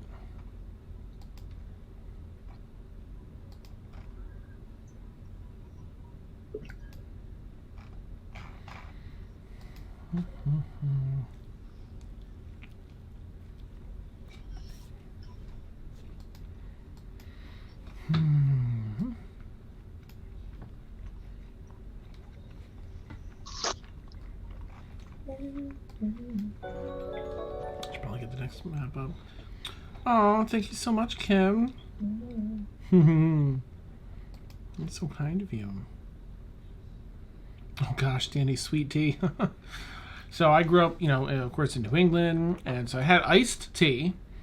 You leave the pitcher out in the sun, well, I mean, like, obviously keep it safe from stuff, but, and leave the tea bags in there and come back, and it's delicious in the evening, put the ice in it and drink it after dinner. Then I had sweet tea here. I was not prepared, down in Virginia. Holy shabobbles. I almost went comatose with the first sip. A lot of sweet. Yeah. Like a nonsensical amount of sweet. Like I feel like you'd have to grow up with it to just be acclimated to it. It's like, what is this? What? Oh, yeah. A lot. So much sugar. But yeah, people love it. I worked at the Alamo Draft House Cinema as a bartender for a few years ago for whatever, a year and change. And that was aside from just the liquor and mixed drinks and everything, we had unsweet tea and sweet tea, and people would go through that. It's just one of those inside things like, oh, this is very popular. I was not expecting it.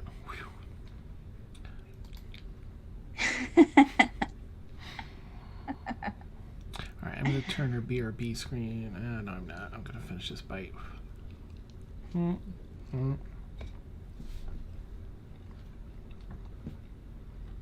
I'll shut the screen off so people can see us again.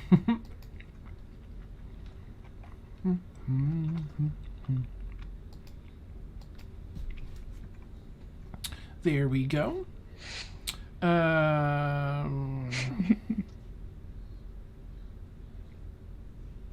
No, that's everyone that we had before. Yeah. Okay.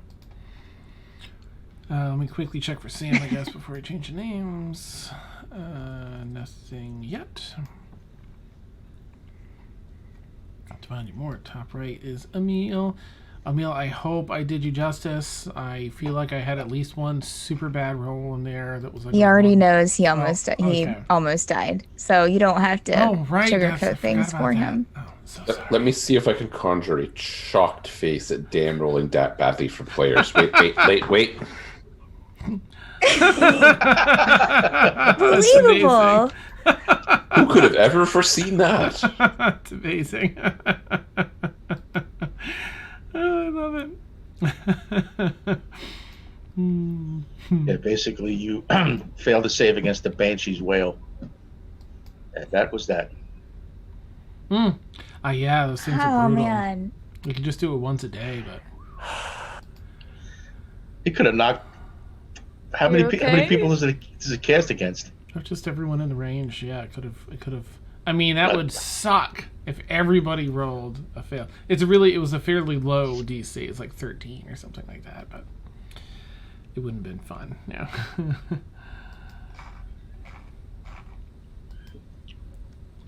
We were all about fun. Oops. Thought I had that selected. Weird. Alright, bottom.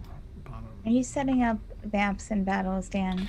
Nope, just the nameplates. Nothing so grand as. I do have some notes pulled up though for goodies when we get back. Here we go. I do need to get maps set too. Actually, now that you mention it. All right, we were where? The green. I don't think we're doing that one. We're just about down the stairs when we hit the men's room. Or the restrooms. Sorry, restrooms. Nice. All right, you start going. I mean, Blueberry was hitting the men's room, so. It's awesome. I just get a visual on. Nice. Excuse Just me. a Corky. super low urinal. Just a really low one. Well, also, Emil and Kaylin were the only people that saw a vision, Warren, that took us through a specific path in the college and back into, was it a hallway, Dan, instead of the elevator? Yes. Yeah, it took us back into a hallway, and it was like we were just kind of seeing this, going back into a hallway, going into where the Runekeeper is, and he was fighting things and getting hurt, and that was it. Lots of undead things. Lots of undead things. Was it like watching a speed run or like a parkour? Yes. Excellent. An out-of-body parkour speed run. And then That's we came back perfect. to ourselves.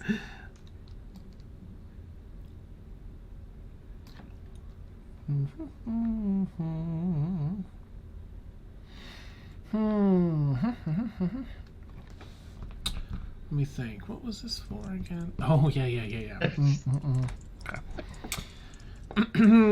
All right. So let's get back to gaming. You all have this momentary mental lapse, this disconnect from your physical bodies as... sorry, not all. Let me consult my sticky note of... Actually, Emil, if you want to roll your own, so I don't roll for you again, a wisdom saving throw. I'd rather use your roll than this. Sure. Wisdom save in the tower. All right. Wow, that bad. Good. That's good. Better than the 13 you ended up, or 10. Yeah, I think it was a 10. So much better now. All right, so who do we have here? This is Kaylin, you succeeded, and Mortimer, you succeeded. Correct. Everyone else, I'm sorry, and Emil succeeded with the new roll. Everyone else has this, again, mental disconnect from their bodies. And it's almost like your not your soul, but your mental state. You have a. Sam's ready. Oh, okay. Let's get Sam in here. Yeah, maybe she can roll and save herself. Nope, she's Save yourself.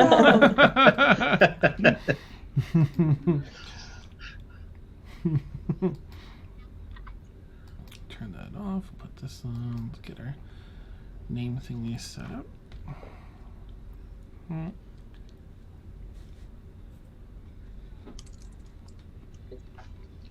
Hello. Look who's got a social life and just walks in halfway through. And I say that because it was me 2 minutes ago. That's fantastic. Our right middle is no longer Blueberry, but Emil. Who's in the background? I have my sister and her boyfriend are here visiting. Oh, how nice! So Sister we and just boyfriend. everybody says hi. We just played Dungeon Mayhem for a little bit. Oh, fun! That was fun. All right, in game, you're all everyone except Mort and Kaylin is having their minds pulled from their bodies. Oh, okay. And dipped into some alternate reality. Oh, and Emil, I'm so sorry. Right, I keep forgetting. Emil, Wait, what? And you glimpse a realm of thought and concept, and it really messes with your head. It drives you a little bit insane. So, what that means, in game terms, is that I'd like those that fail to roll on a percentile die, please, and let me know your result. Is that me? Oh, What happened? What are we facing? What's going on? A bunch of undead. You're racing through Tenser University now to get down to the Runekeeper. You're as you passed through the front gates and started running through the debris and the hallways and the smoke and the fire and some minor battles you assist with as you're running by, there was a wisdom saving throw. How do I roll a percentile die? Like, what does that look like? It looks like this. It counts by 10. Like this. So one of these, one of those, and then just a regular D10. D10, right. So this is the tens column, and then this is the ones. I haven't rolled out any of my dice yet. Got it. Got it. Is this a 10? 25 damage. No, you're not a 10. All right, let me get you, get this on a sticky note here. 25, Aaron? Yep. Okay. So which is the 10?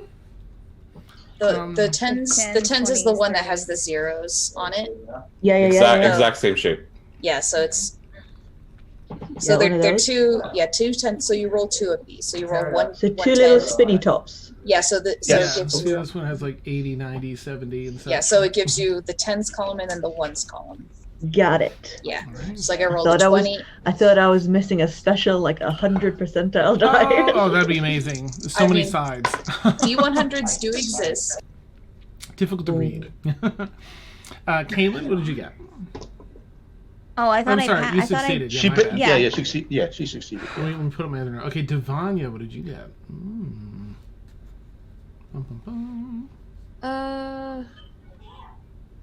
So you roll 2 of them, right? You can roll one that has like the 10s, like 10, 20, 30, 40, and that gives you your 10s count. And then you can just roll a d10 for the ones place if you want. 90? Okay, 90. Alright. Mort, you succeeded. Blueberry? 82. Okay, Emil succeeded. And so what's that? Just Rain and Calathorn? I'm so sorry. Oh, though, Ed, if you're still in chat and you want to roll, go ahead and let me know what your thing is. All right, this is 92 for Rain. Let's see if he wants to. I'll give him a second in case he happens to have dice nearby and wants to roll.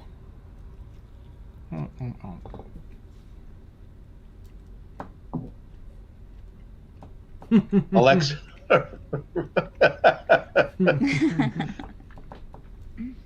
All right, I'm going to go ahead and roll, but if he...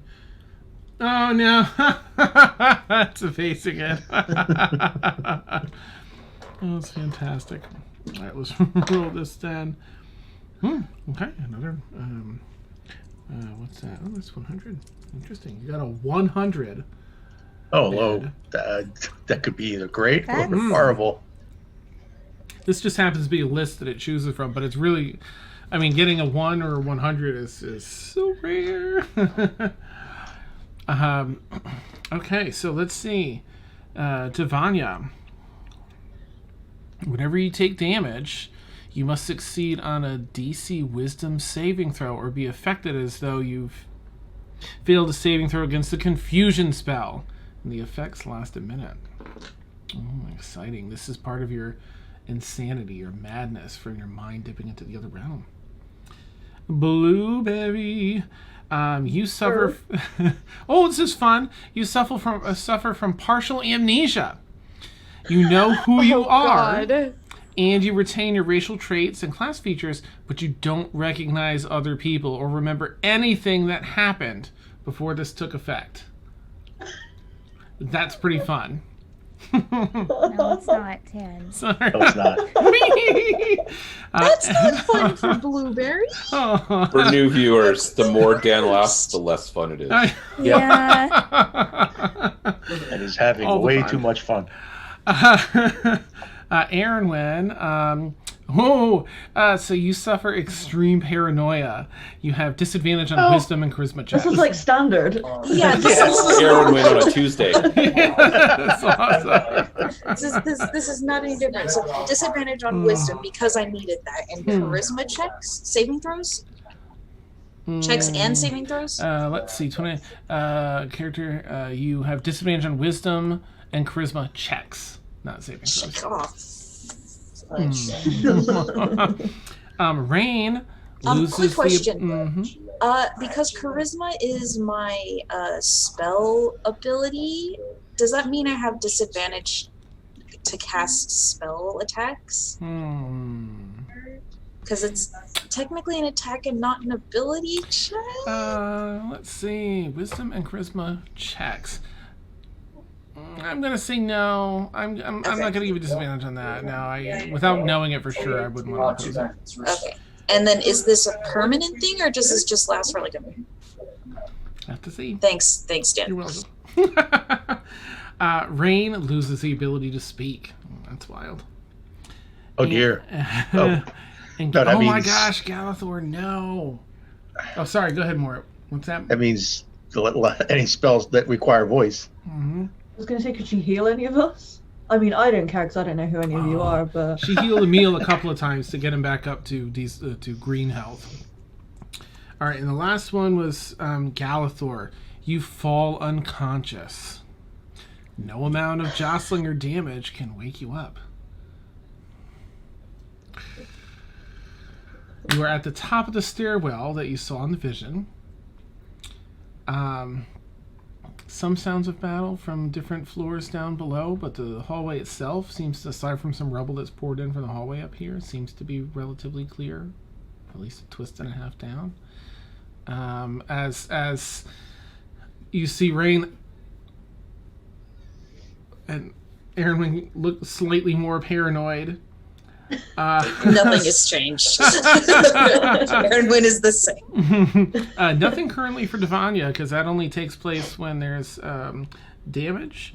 And of course, we have Blueberry that just forgot everything. You remember who you are, but everything else, these people, where you are, everything that's ever happened before this, no idea. And then Galathor's like, and just face plants down on the stone of the hallway. Mort, could you get out your flying carpet and we can put him on there? Caitlin will probably rush over to him to see if he's breathing or unconscious, I guess. Mm-hmm. Well, I want to yell out to Callie and trying to. I'm going to ask Callie to cast Dispel Magic on Galathor. Okay. Blueberry, suddenly there's a bump. Yeah. I'm Callie. What do you mean, Blueberry? Are you I alright? don't know you. Where are we? Is he sleeping? She looks at Galathor. Oh, just a minute. Zips over to Mort. What's going on? I was under the hat too long, I think. Blueberry, are you okay? What's the last thing you remember? Ooh. I don't know. Who are you? I'm Eckert? Scary. I'm scary? Are you sure? Yeah, you got a weird look in your eye. Like you've seen stuff. I've seen you transform into a little boy. So what now? Why are we in a burning building? Yeah. Burning building. We should move. We're looking for the Runekeeper. Mort, did you get out the carpet so we can put Galathor on it, please? Well, hopefully we won't need it if the spell magic works. Oh, okay. Highest level possible. Highest level possible. Try it. Okay. All right, I'm just reading the spell.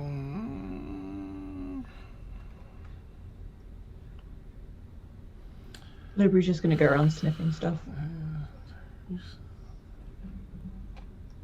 I think I'll address Blueberry and say, it's okay. You've been affected by a spell that affects your memory. Hopefully we can fix this rather quickly, we hope.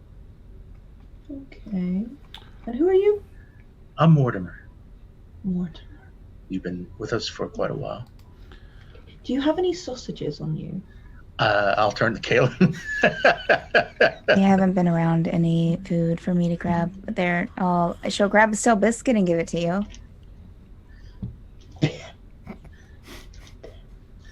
This is the only thing I have. I'm sorry. Is Callie doing something? She's casting, and you hear the sort of around Galathor, who doesn't jostle or awaken. I did it at the highest, strongest I can. Not your fault. Not your fault. I'm just gonna go and wander off. Oh, wait. I'll show her the magic carpet. I'll unfurl the magic carpet. Should we try and heal him? Should we try to bring him back out of consciousness? We need to carry him with us. We need to bring Blueberry with us, and we need to go. He's walking. Blueberry. I'll go run after Blueberry. Hey, come here, boy. Hi. Oh. Hi. Aaron, when Blueberry is smart, don't speak to him like he's a child or a Blueberry. dog. What did he say? I pick up Blueberry. Do the ear screeches. Oh, I feel safe. The ear screeches. Where is Blueberry's toy? In Blueberry's bag. I'll pull that out and say, here you go. Can you stay, Blueberry? Stay on the carpet, okay? Okay. Here you go. And I put Blueberry on the carpet next to Gallagher. You're astonished, Blueberry, as you tear it apart and it just fixes itself. Like, best toy ever. Dan, did I cast any spells during that fight, the last fight? Cone of Cold. Cone of Cold. I think that was at 5th level. Yeah, I didn't do it any higher because I didn't want to load it. Okay. You killed 2 will-o-wisps with that and save people some issues. Goody. Did I put out any of the fire with that by chance? There wasn't much there, in that particular area. It's all around in the rest of the campus, yeah. Cool. Also, I said last time as we were running that I lit up like 10 rooms, by the way. Plume of smoke comes down the hallway and kind of encases everyone for a bit before moving on. I'll look to Cal and let's get Galathor on the What carpet. the hell is that smoke? Are you guys... Let's go. Yeah, Devania's just gonna move past everybody and just start walking. Yep. Galen's following Devania. Yeah, we're going. I'll stay on the carpet with Blueberry and Galathor. Kaylin, are we following the path that we saw? Yes. Okay.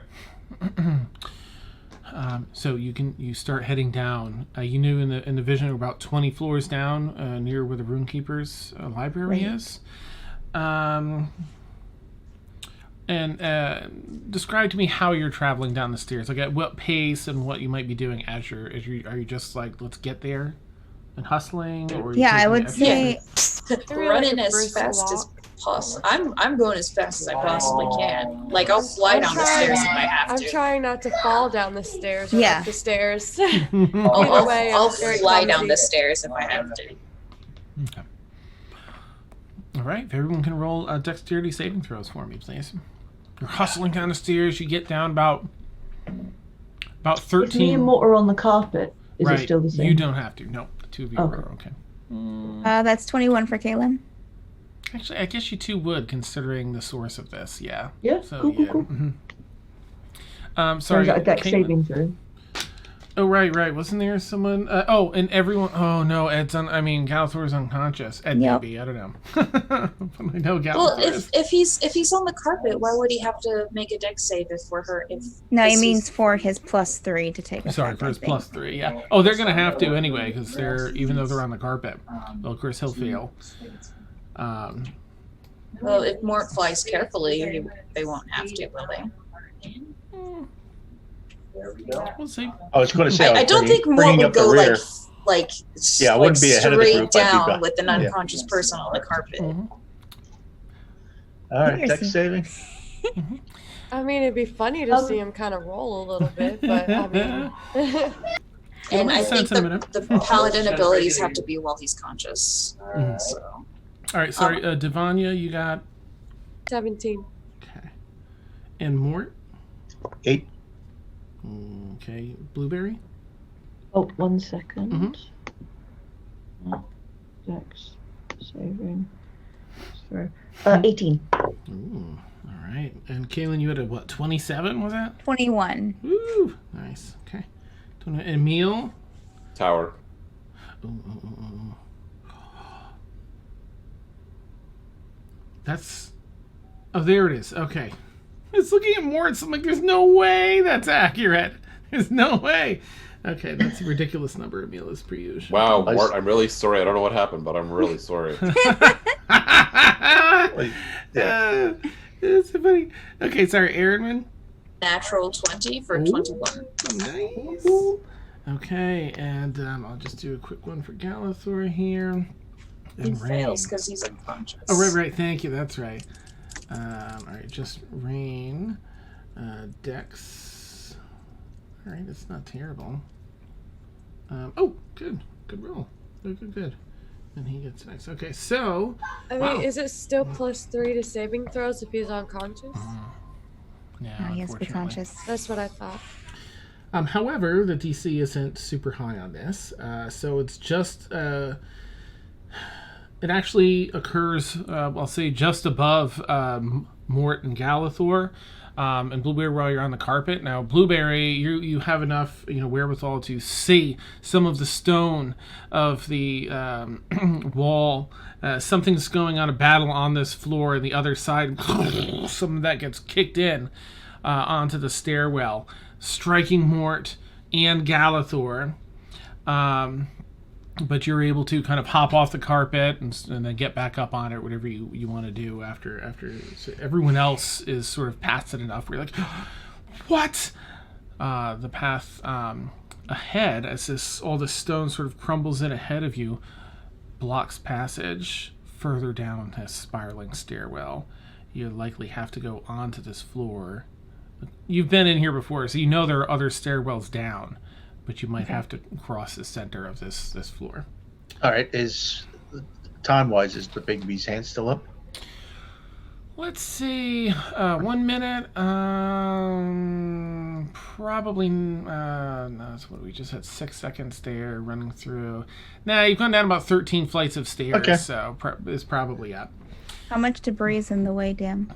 It's stair to ceiling. Wall to wall. It's just kind of kicked and pushed in. You're not sure how deep it is. Excuse me. You just see that it's sort of clogged up the area. Okay. Mort, can you roll 2d8, please, for me? I have to. Let's see, Nice. Oh, that's nothing. Oh, jeez. Yeah. Rain takes like 3 points of damage. oh, that's nice. It just sort of sits there. Nice job. 2. Oh, nice. All right, not bad at all. So it's just 6 points of damage. It's kind of All right. hits you in the shoulder and gives you that ache on your shoulder muscle. What do we say, 6? Are you entering your own wound? I don't want to double down on you. Yeah, I entered it. Yeah. Okay, cool. All right. So, what do you want to do? There. You've got the blockade in front of you and an opening now into this floor where the stone was. I guess just run through the opening. Yes, we'll have to go through the floor, I think. Okay. Ward thinks to himself, I would really like to take a long rest, but Nice. Long time. I'm going to put you all. I mean, in the building's on fire. We don't want to risk it. Why is Blueberry gargantuan? Or is it just that Rain smell? No. What? somehow we Blueberry's thought, there you giant go. Yeah. creature there. Yeah. Now they're all tiny. Let's see. What do I need to do here? It's not blueberry, it's swoleberry. Nice. Oh, yeah. That's amazing. All right, move yourselves in the order you feel like. Blueberry's you taking would some performance-enhancing drugs. Yeah. Mega thighs, like. I'm ready for battle. He's been juicing. All right, thank you. Mm-hmm. All right. And Aaron went. Okay, so from what you recall, if you wanted to get to more stairwells, you'd be going northwest. You'd be taking the western hallway, and there's a giant room, like a dining area here, and then you can go around it and find the stairs. or you can cut through it diagonally. You said northwest, right? West. Yep, you can either go north of that hallway and then west, or you can go west and cut through the room. I don't see Devania's token on there. Oh, so where art thou, Devania? There we go. You know, you are familiar with this, so I'm actually going to open up the center area, because this is around the stairs. You've probably seen it a couple times. You've taken the elevator, but you've also spent time here, so... so something like this. Any second now that'll pop open. Let me try that again so you can actually see the hallways. Yeah. Those two stairwells, the stairwell diagonally at the top left will continue down to the 20th floor. The other two don't. They go down a couple floors. Top left. Top left. Mm-hmm. Erinwin's just flying over to... Oh, okay. Do you want to go through down the hallway or up through the dining area? I'll glance in the dining area. Is anything on fire that would keep me from going through it? Nope, there's some heavy sounds of battle, like just to the southeast of you. Whatever took place here causing the damage has moved further southeast. You make a perception check to kind of give a scan over. Oh no, that's a wisdom-based check, so I have that with disadvantage? Mm-hmm. Oh crap. 10. Coast looks clear. Okay, I'll kind of look at everybody. Say, come on. We gotta go across this way. Too open? Is there anything hiding in there? I mean, it looks safe. Come on. And I'm glowing, by the way, Dan. I'm glowing. Wait a minute. I don't care how paranoid you are. I'm gonna make a perception check. Yeah, Kayla, make a perception check too, Dan. Go for it. Yeah. Hashtag you tried. 22. Oh, nice. That was only a 13 for Kaylin. All right, Kaylin, coast looks clear. Of course it does. Devanya, as you look through, initially it looks clear, but then you see some warbles to the air, almost like a heat distortion. If you were looking at something in the summer, asphalt, and it has that wobbly air, you see that moving in concentrated little sections, like 3 or 4 areas. Thing in the room. It's moving. Let's go around. We can go. There are hallways going around. It won't take but just another minute. Kaylin will start down the hallway, Dan. Okay. Yep, let's go. All right. What will follow? It's the vision of the Runekeeper being, attacked by all those undead, freshly in Kaylin and Emil's mind still. I'm on the carpet again with Mort, so... Okay.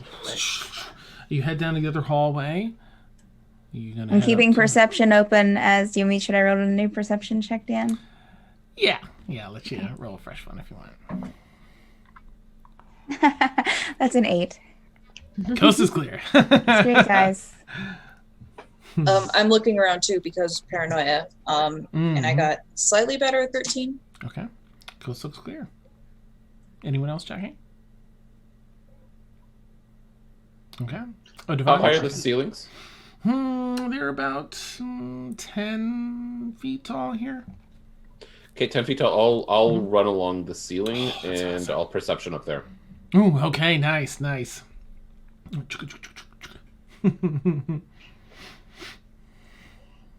Tower. Go ahead and make a perception check too.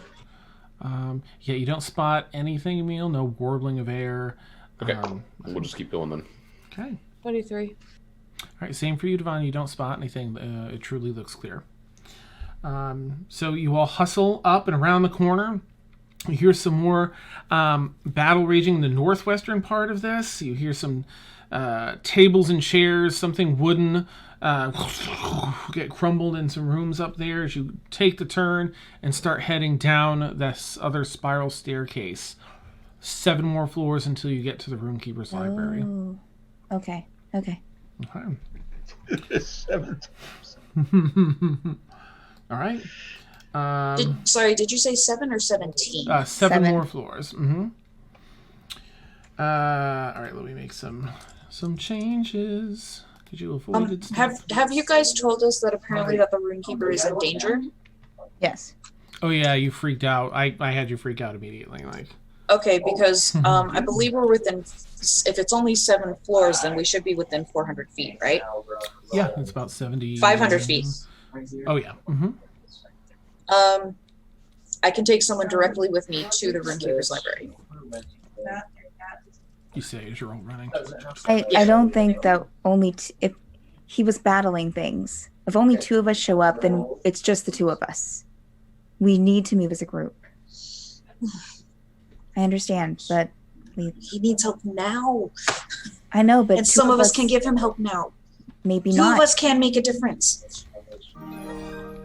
Also, the whole group of us can make a difference together. Not if he's dead when we get there. Or if you're dead. Oh, Galathor said, "Take Galathor." Shall we tell him the bad news? That's so helpful. Thanks, Galathor. That's amazing.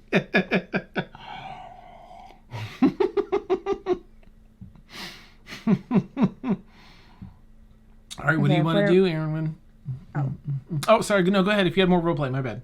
No, I don't. She doesn't. She said her piece.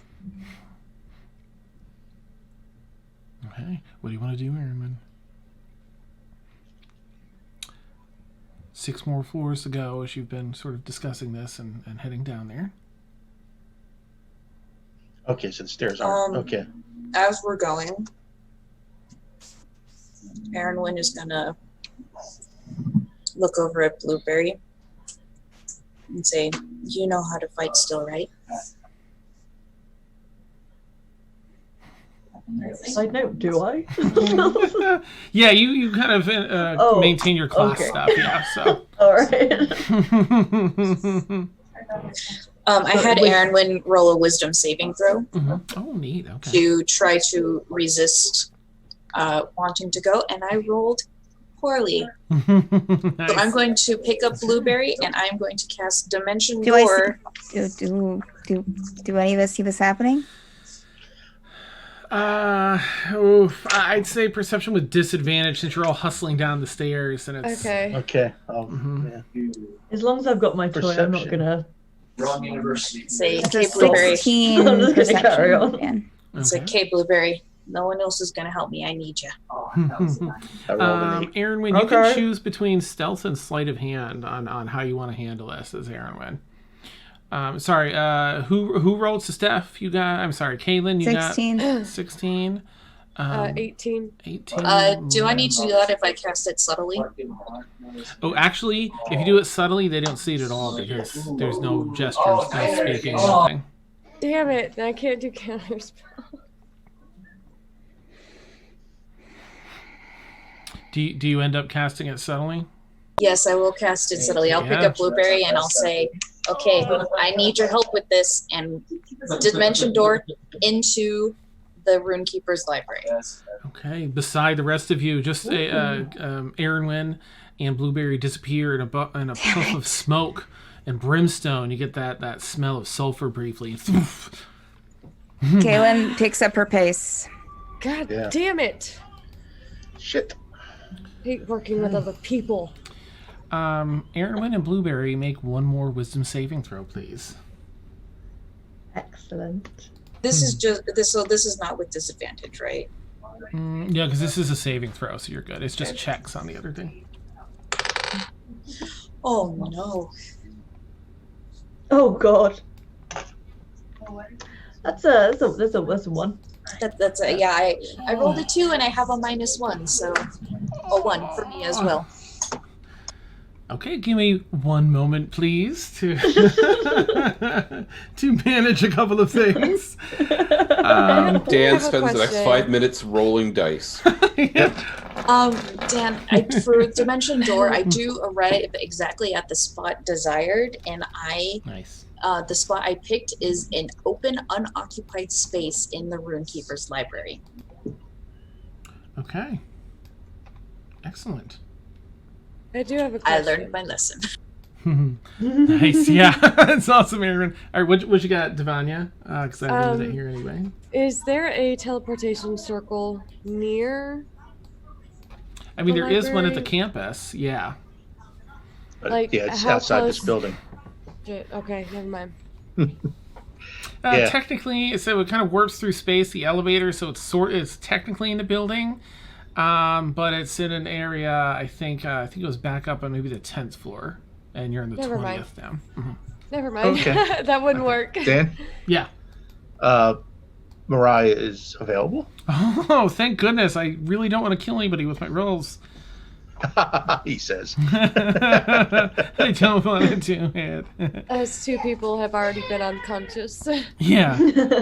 I do not see her online. Let me give her an invite just in case, but it's not Oh, showing up I'll let her as know. online. I'll let her know. He just said she's home. Oh, gotcha. Okay. Well, if she joins, we'll get it set up. Let me just close this and move this around. Okay, so obviously things getting intense. Okay, so Aaron Win a Blueberry, please roll your percentile die.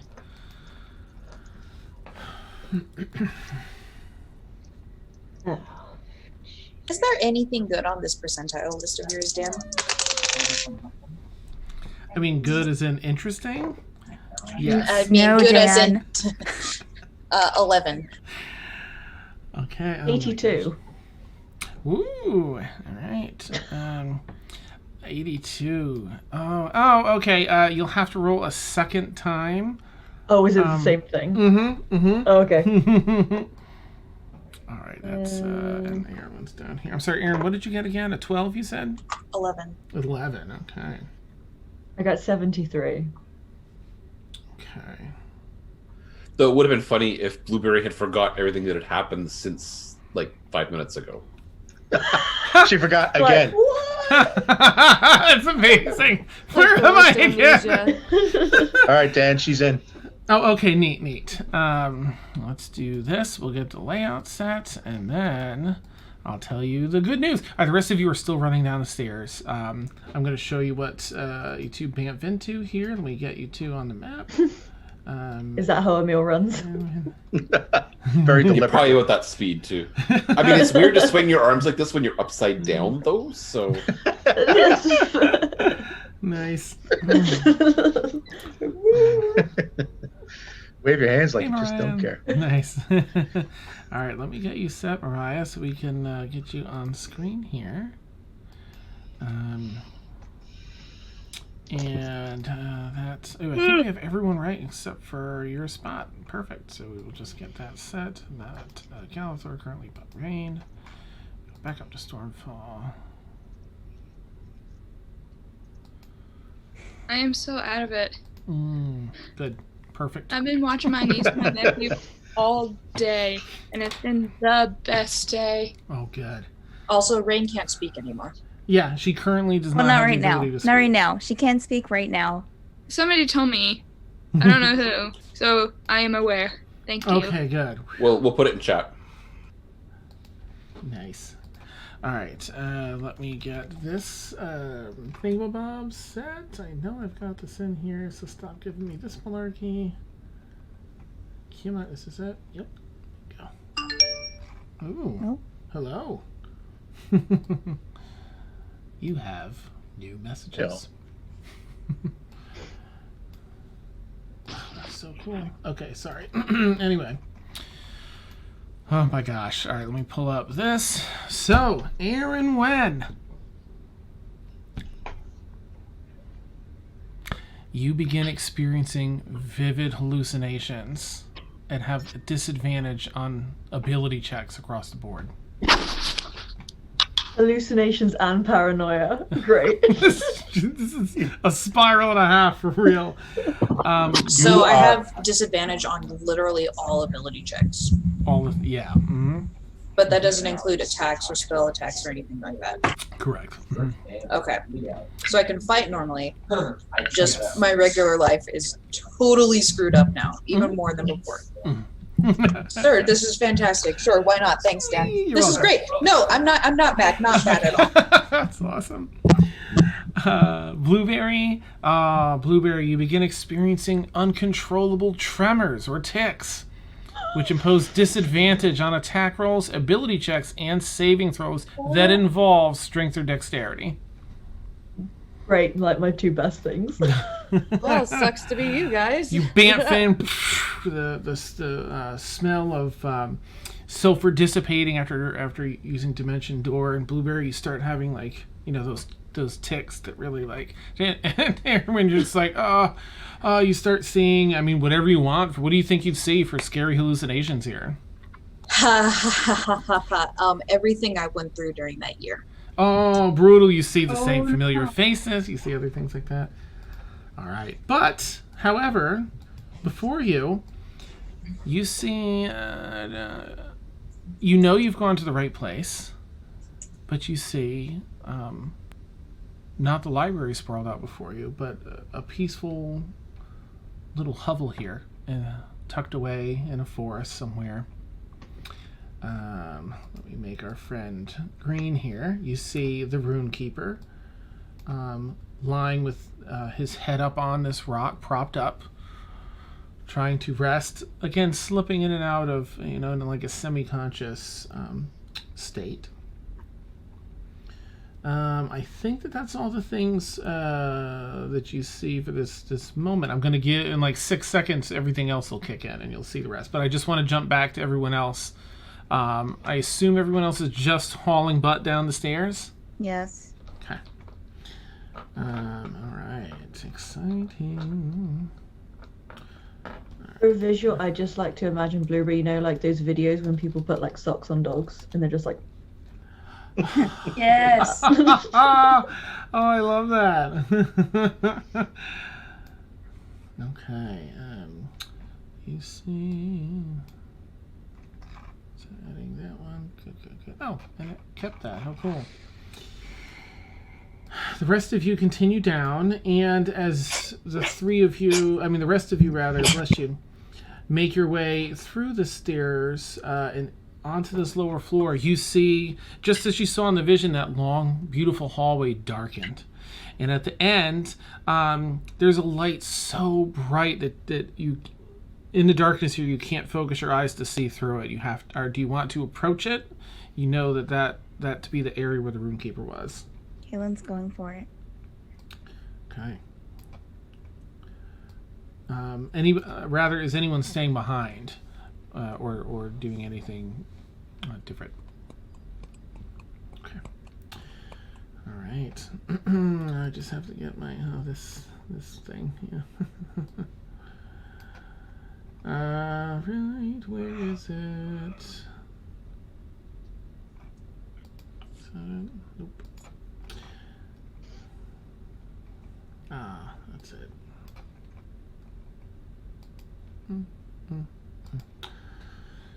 Okay.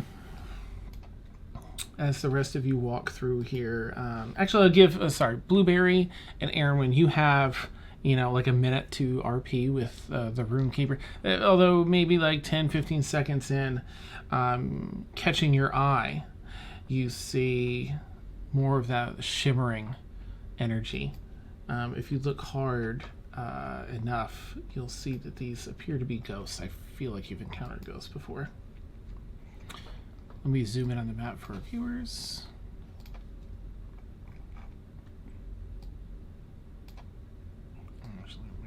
Enlarge the map a little bit for our viewers. Okay. And then behind where the two of you are standing, you see, a familiar creature. You actually just ran into one of these on the plains. Let me share this image out. Oh. Skulking What around. in the hell is that? Of course, I don't have a thing for that. Mommy? Jeez. Nice. And lastly, as the 15 seconds pass and you get your wherewithal in this whatever this place is, you see this armored individual. Looks, weak AF. They have like 1980s armor, but they have 3 skulls in place of their head. Mm-mm. And they turn differently and look in different directions and kind of crick and crack as they spin around. And they are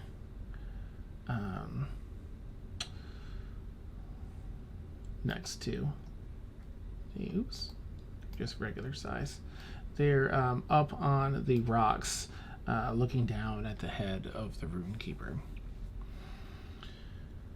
Does it look like they're about to attack the Runekeeper, or are they just standing there?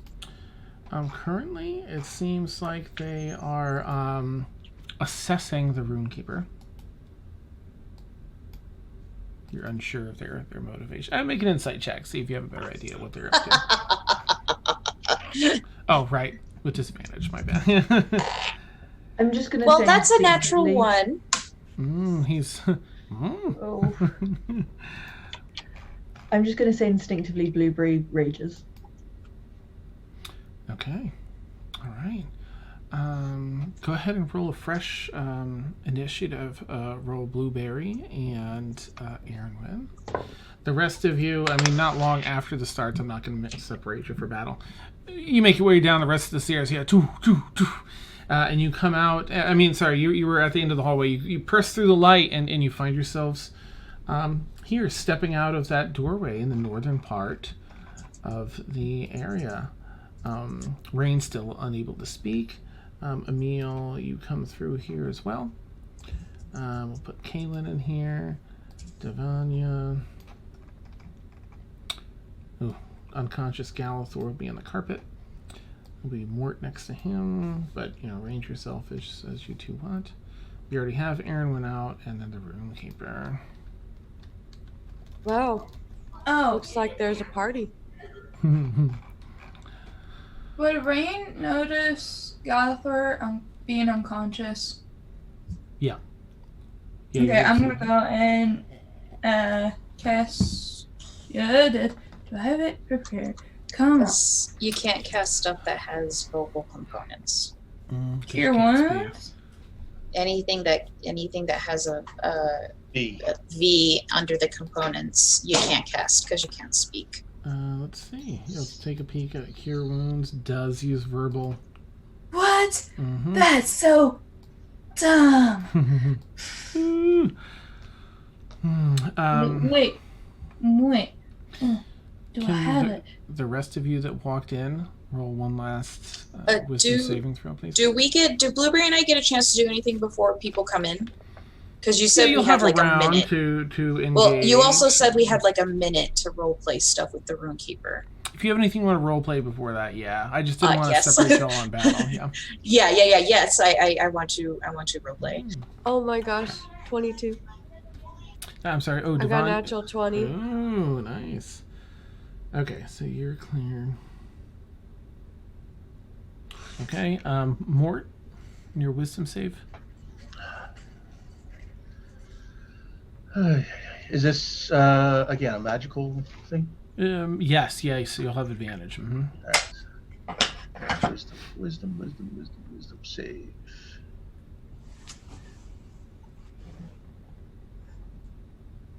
In the tower. Nice. Okay, thank you, Emil. All right, Kaylin. That's a 20, not natural. Nice. And Rain. Dirty 20. Okay. All right. Yep. No one else. You all feel that similar feeling, but you're able to push it out of your minds. Wait, who did I not? Oh, right, Galathor. Now he's unconscious anyway. Let me do a roll to see what goes on with our friend Galathor. Sorry, Ed. Maybe he'll get unconscious. He'll get reconscious. Nice. Nice. Dirty 20. Good. Okay. Galathor just still. All right, so go ahead and do a little role play. This is before the rest of you have arrived. But if battle kicks in, then we'll say that's when the rest of you are arriving. Just so And you said it was a little bit before these things appeared, right? Or are they there when we they were come there. It's just you failing your things took a few seconds, like 15 seconds to realize where you were, what was going on. She's going to, Erwin's gonna run, let's see, Blueberry rages, she's gonna drop Blueberry. like, it's just like, okay, there you go, Peppers. And run towards the Runekeeper, shouting at the 3-headed skeleton, get back, get away from him. And then she's gonna go and start like shaking the Runekeeper and trying to wake him up. Okay, so you're going to approach. Let me check something first. Blueberry's just going to sort of stand there raging like... Okay, one of the ghosts start, as soon as you start moving towards the Runekeeper, the 3 ghosts start closing in on you. Do you want to continue towards the Runekeeper?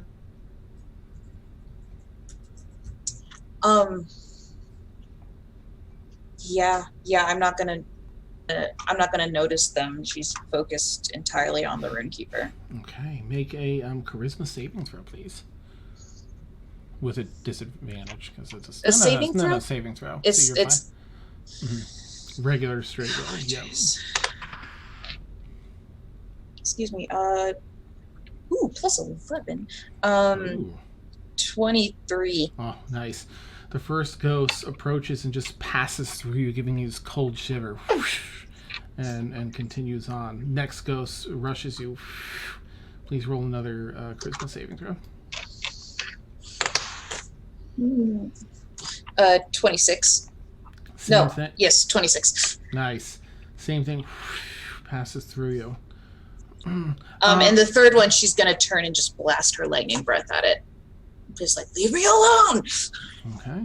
So you turn at the third one, and as it's approaching to pass through, I'm going to put you like right here as it's trying to pass through, you turn and blast it with lightning damage, just as the rest of the party rises. You come on down and see Erwin zapping this ghost. Go ahead and roll whatever the attack roll or whatever you need for that. It has to make a dexterity save. Okay. And it's a 30-foot line. Okie dokie. Are the ghosts visible? Mm-hmm. Okay. I got a 17.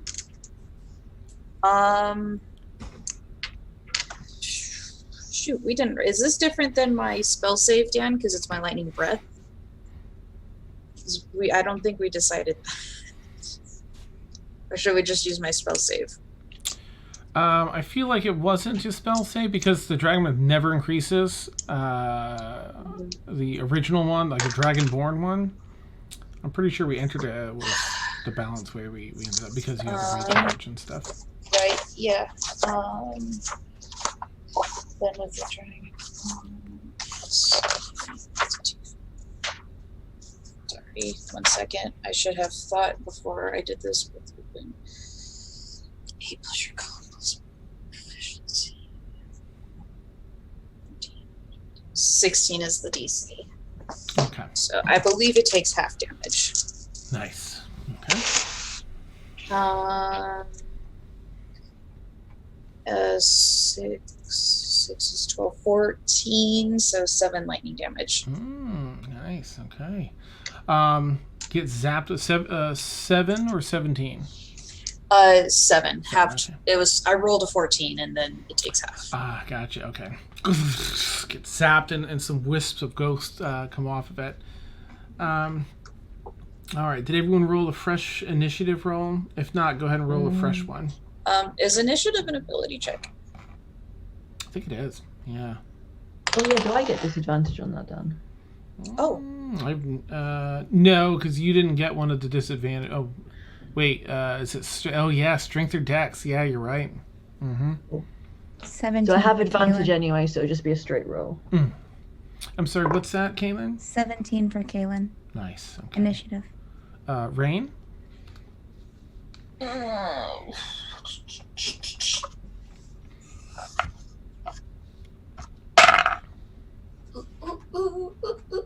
Ooh, that's a girl. No, 19. Nice. Gallifrey, of course, we'll just keep him. I mean, he's not in the, the initiative. Emil?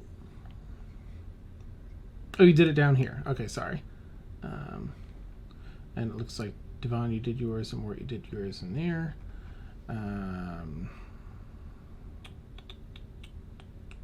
Okay. And the Runekeeper doesn't have anything currently. All right, so. I got a 19 initiative. Oh, nice. Because I rolled an 18 and a 20. I got a 9. Okay, and a 9 for a blueberry.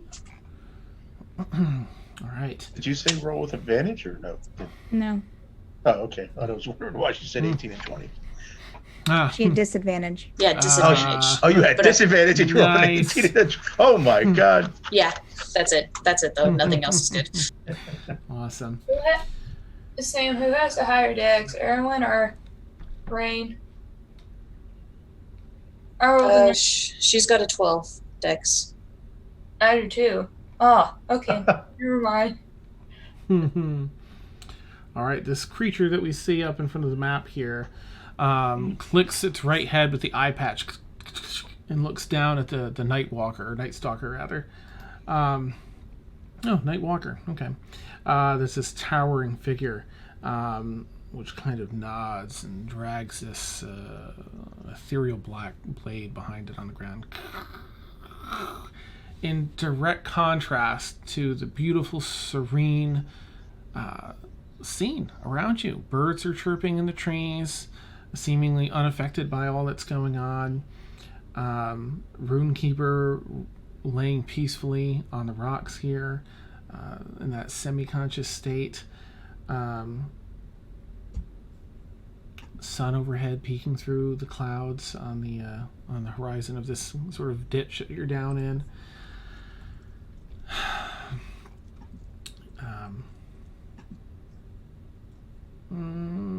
I need to make a quick roll to see if okay, that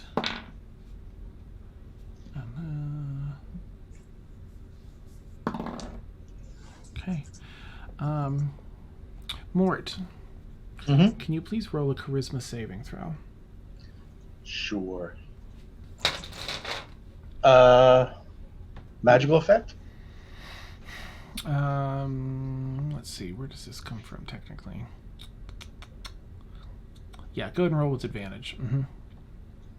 Sorry, I have to keep, but that's my trait. No, do it. No, go for it. Yeah. Nice. Woo, nice. You get a whiff of that perfume again. It fades, and it's just a momentary distraction, and you're back. Just something I ate. Nice. All right. Poor Blueberry. So, with our crew here engaged in this battle, Blueberry not remembering a damn thing aside from who he is and what he can do. Rain being unable to speak. Aaron Wynn being paranoid. And seeing terrible hallucinations. We find ourselves in a battle for probably more than just the Runekeeper and just Metz. Probably a pivotal point in what's to come. And that's where we'll end tonight's session. God, no! Bring your character sheets next week. Right? Oh my goodness. Not good. Not good. Oh. You avoided a few things on the way down here too. This was a very intense setup, obviously, and you avoided some craziness there in that level that you had to stop at. So yeah, well done. You got here with relatively decent health. Should be fun. So this is just to preface. Nah, I'll save it for next week. So, why did I choose the 91? Nice, Danny fan. That's a great use of that emote. So for anyone that's new, you've been watching Stormfall. This is our Good Aligned D&D campaign. We stream every Friday night, 10 p.m. to 1 a.m. Eastern. Let's go in order. We have new content coming up Saturdays. Tune in tomorrow to get a glimpse into some lore and some other things with Kim or D20 TV. Where she's going to cover some interesting lore and other bits and some DM rules that she has. Every Sunday night you can catch the Obsidian Scar, sort of an exploratory conspiracy theory, extra silly and proper naughty campaign. That's every Sunday, 10 p.m. to 1 a.m. Eastern. Every Monday night, our own Steph here. I was looking in the wrong, off to the left, yeah.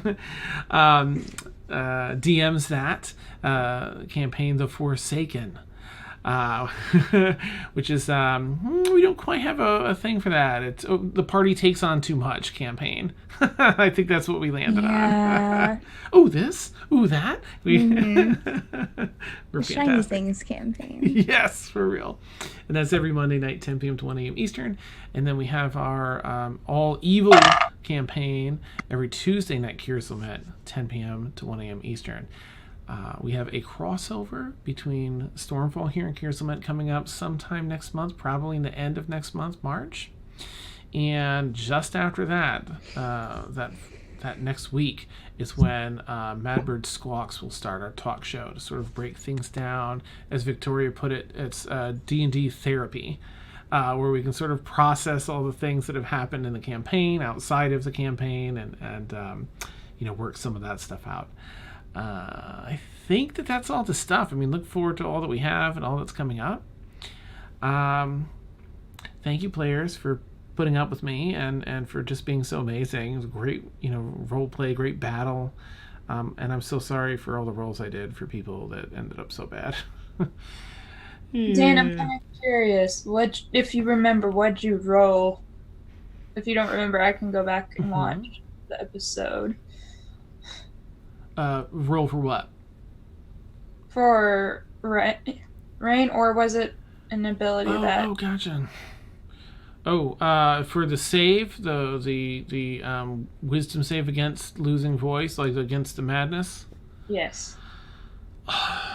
Let's see. I think it was an 8. You were down here, so that would have been a 10. You had a 10 total. Sorry. I should have had a 6. I had a +8 from. You said wisdom, right? Mm-hmm. That save should have been a 16. I think I rolled a 2. I actually rolled a terrible number. It was 10 in total. Yeah. Okay, never mind. Because I was trying not to jinx it because I said something about Emil's modifier. I'm like, ooh, that's really good. And then I rolled like a crap number. I did it later to Galathor. So I'm like, I'm not going to say it about Rain. I'm like, it's a +8. That's great. And then I still rolled a 2. So, if you've missed any episodes and you're like, ooh, this is kind of fun, I'd like to catch some previous ones, of course you can catch them all out on our YouTube page. We upload all of the fun content. And if that's still not enough and you're like, I need more D&D, is there any way I can play interactively with all you wonderful people? Well, just swing by and join our Discord, where we have our Discord D&D, which is a like a text-based role-playing with D&D rules. And things are getting crazy. The Rusty Bucket again. So gonna check that. All right. Well, it's kind of an intense night, so I'll wrap it up here. Unless anyone has any players have anything they want to decompress about or otherwise say or promote. If you have anything going on you want to. I have a quick promotion. Ooh, go for it. A little bit. I write articles for The Gamer, and one of the things that I cover are minor league Smash leagues. So there is an Amiibo league coming up. I will be putting out an article about it tomorrow or Sunday. And that starts on the 24th on the Splice Streams channel. I'll put that. I can't put that in the chat. I'll put it in this chat, and someone can throw it into. I will second that for sure. So I've got an amiibo playing in it who's probably going to fail completely, and there is a prize pool of real money and trophy amiibos. So it's going to be really fun and really cool, and it'll go on for a little while. And Splice, the streamer, also does other amiibo tournaments and leagues. So if you're into training amiibos, you want to test your Smash skills, check it out there. Like, Sam, the amiibos? Like, yeah, for like Smash Brothers, yeah. That's pretty fun. Like these figures? Uh-huh. Yeah, you can train them up in Smash, the Super Smash Brothers games, and they fight each other. So cool. And it's hilarity. That's it. Okay. So, and I'll put a link out on the Discord when my article about that gets published. Nice, please do. I have like a beginner viewer's guide. Let me grab your link so I can put it in here. It's in the Zoom chat. Sorry. Thank you. No, I can't run Zoom and Fantasy Grounds and Twitch at the same time. Okay. So this Twitch TV Splice Streams is a link sheet document. Which day is that again? It starts on the 24th, I believe. Double checking. I'm 90% sure it's the 24th. Okay, nice. All right. I'm gonna do a quick 24th, yes. Excellent. Go see it. I don't think we have anyone to raid tonight here, but I do want to wrap up so people can get some sleep. Doesn't? Weird. I hope you all have a super fantastic night, and we'll catch you all again real soon. Thank you, players. Thank you, viewers. Happy Valentine's Day. Ooh, yes. Yeah, happy Valentine's Day. Bye-bye. Bye.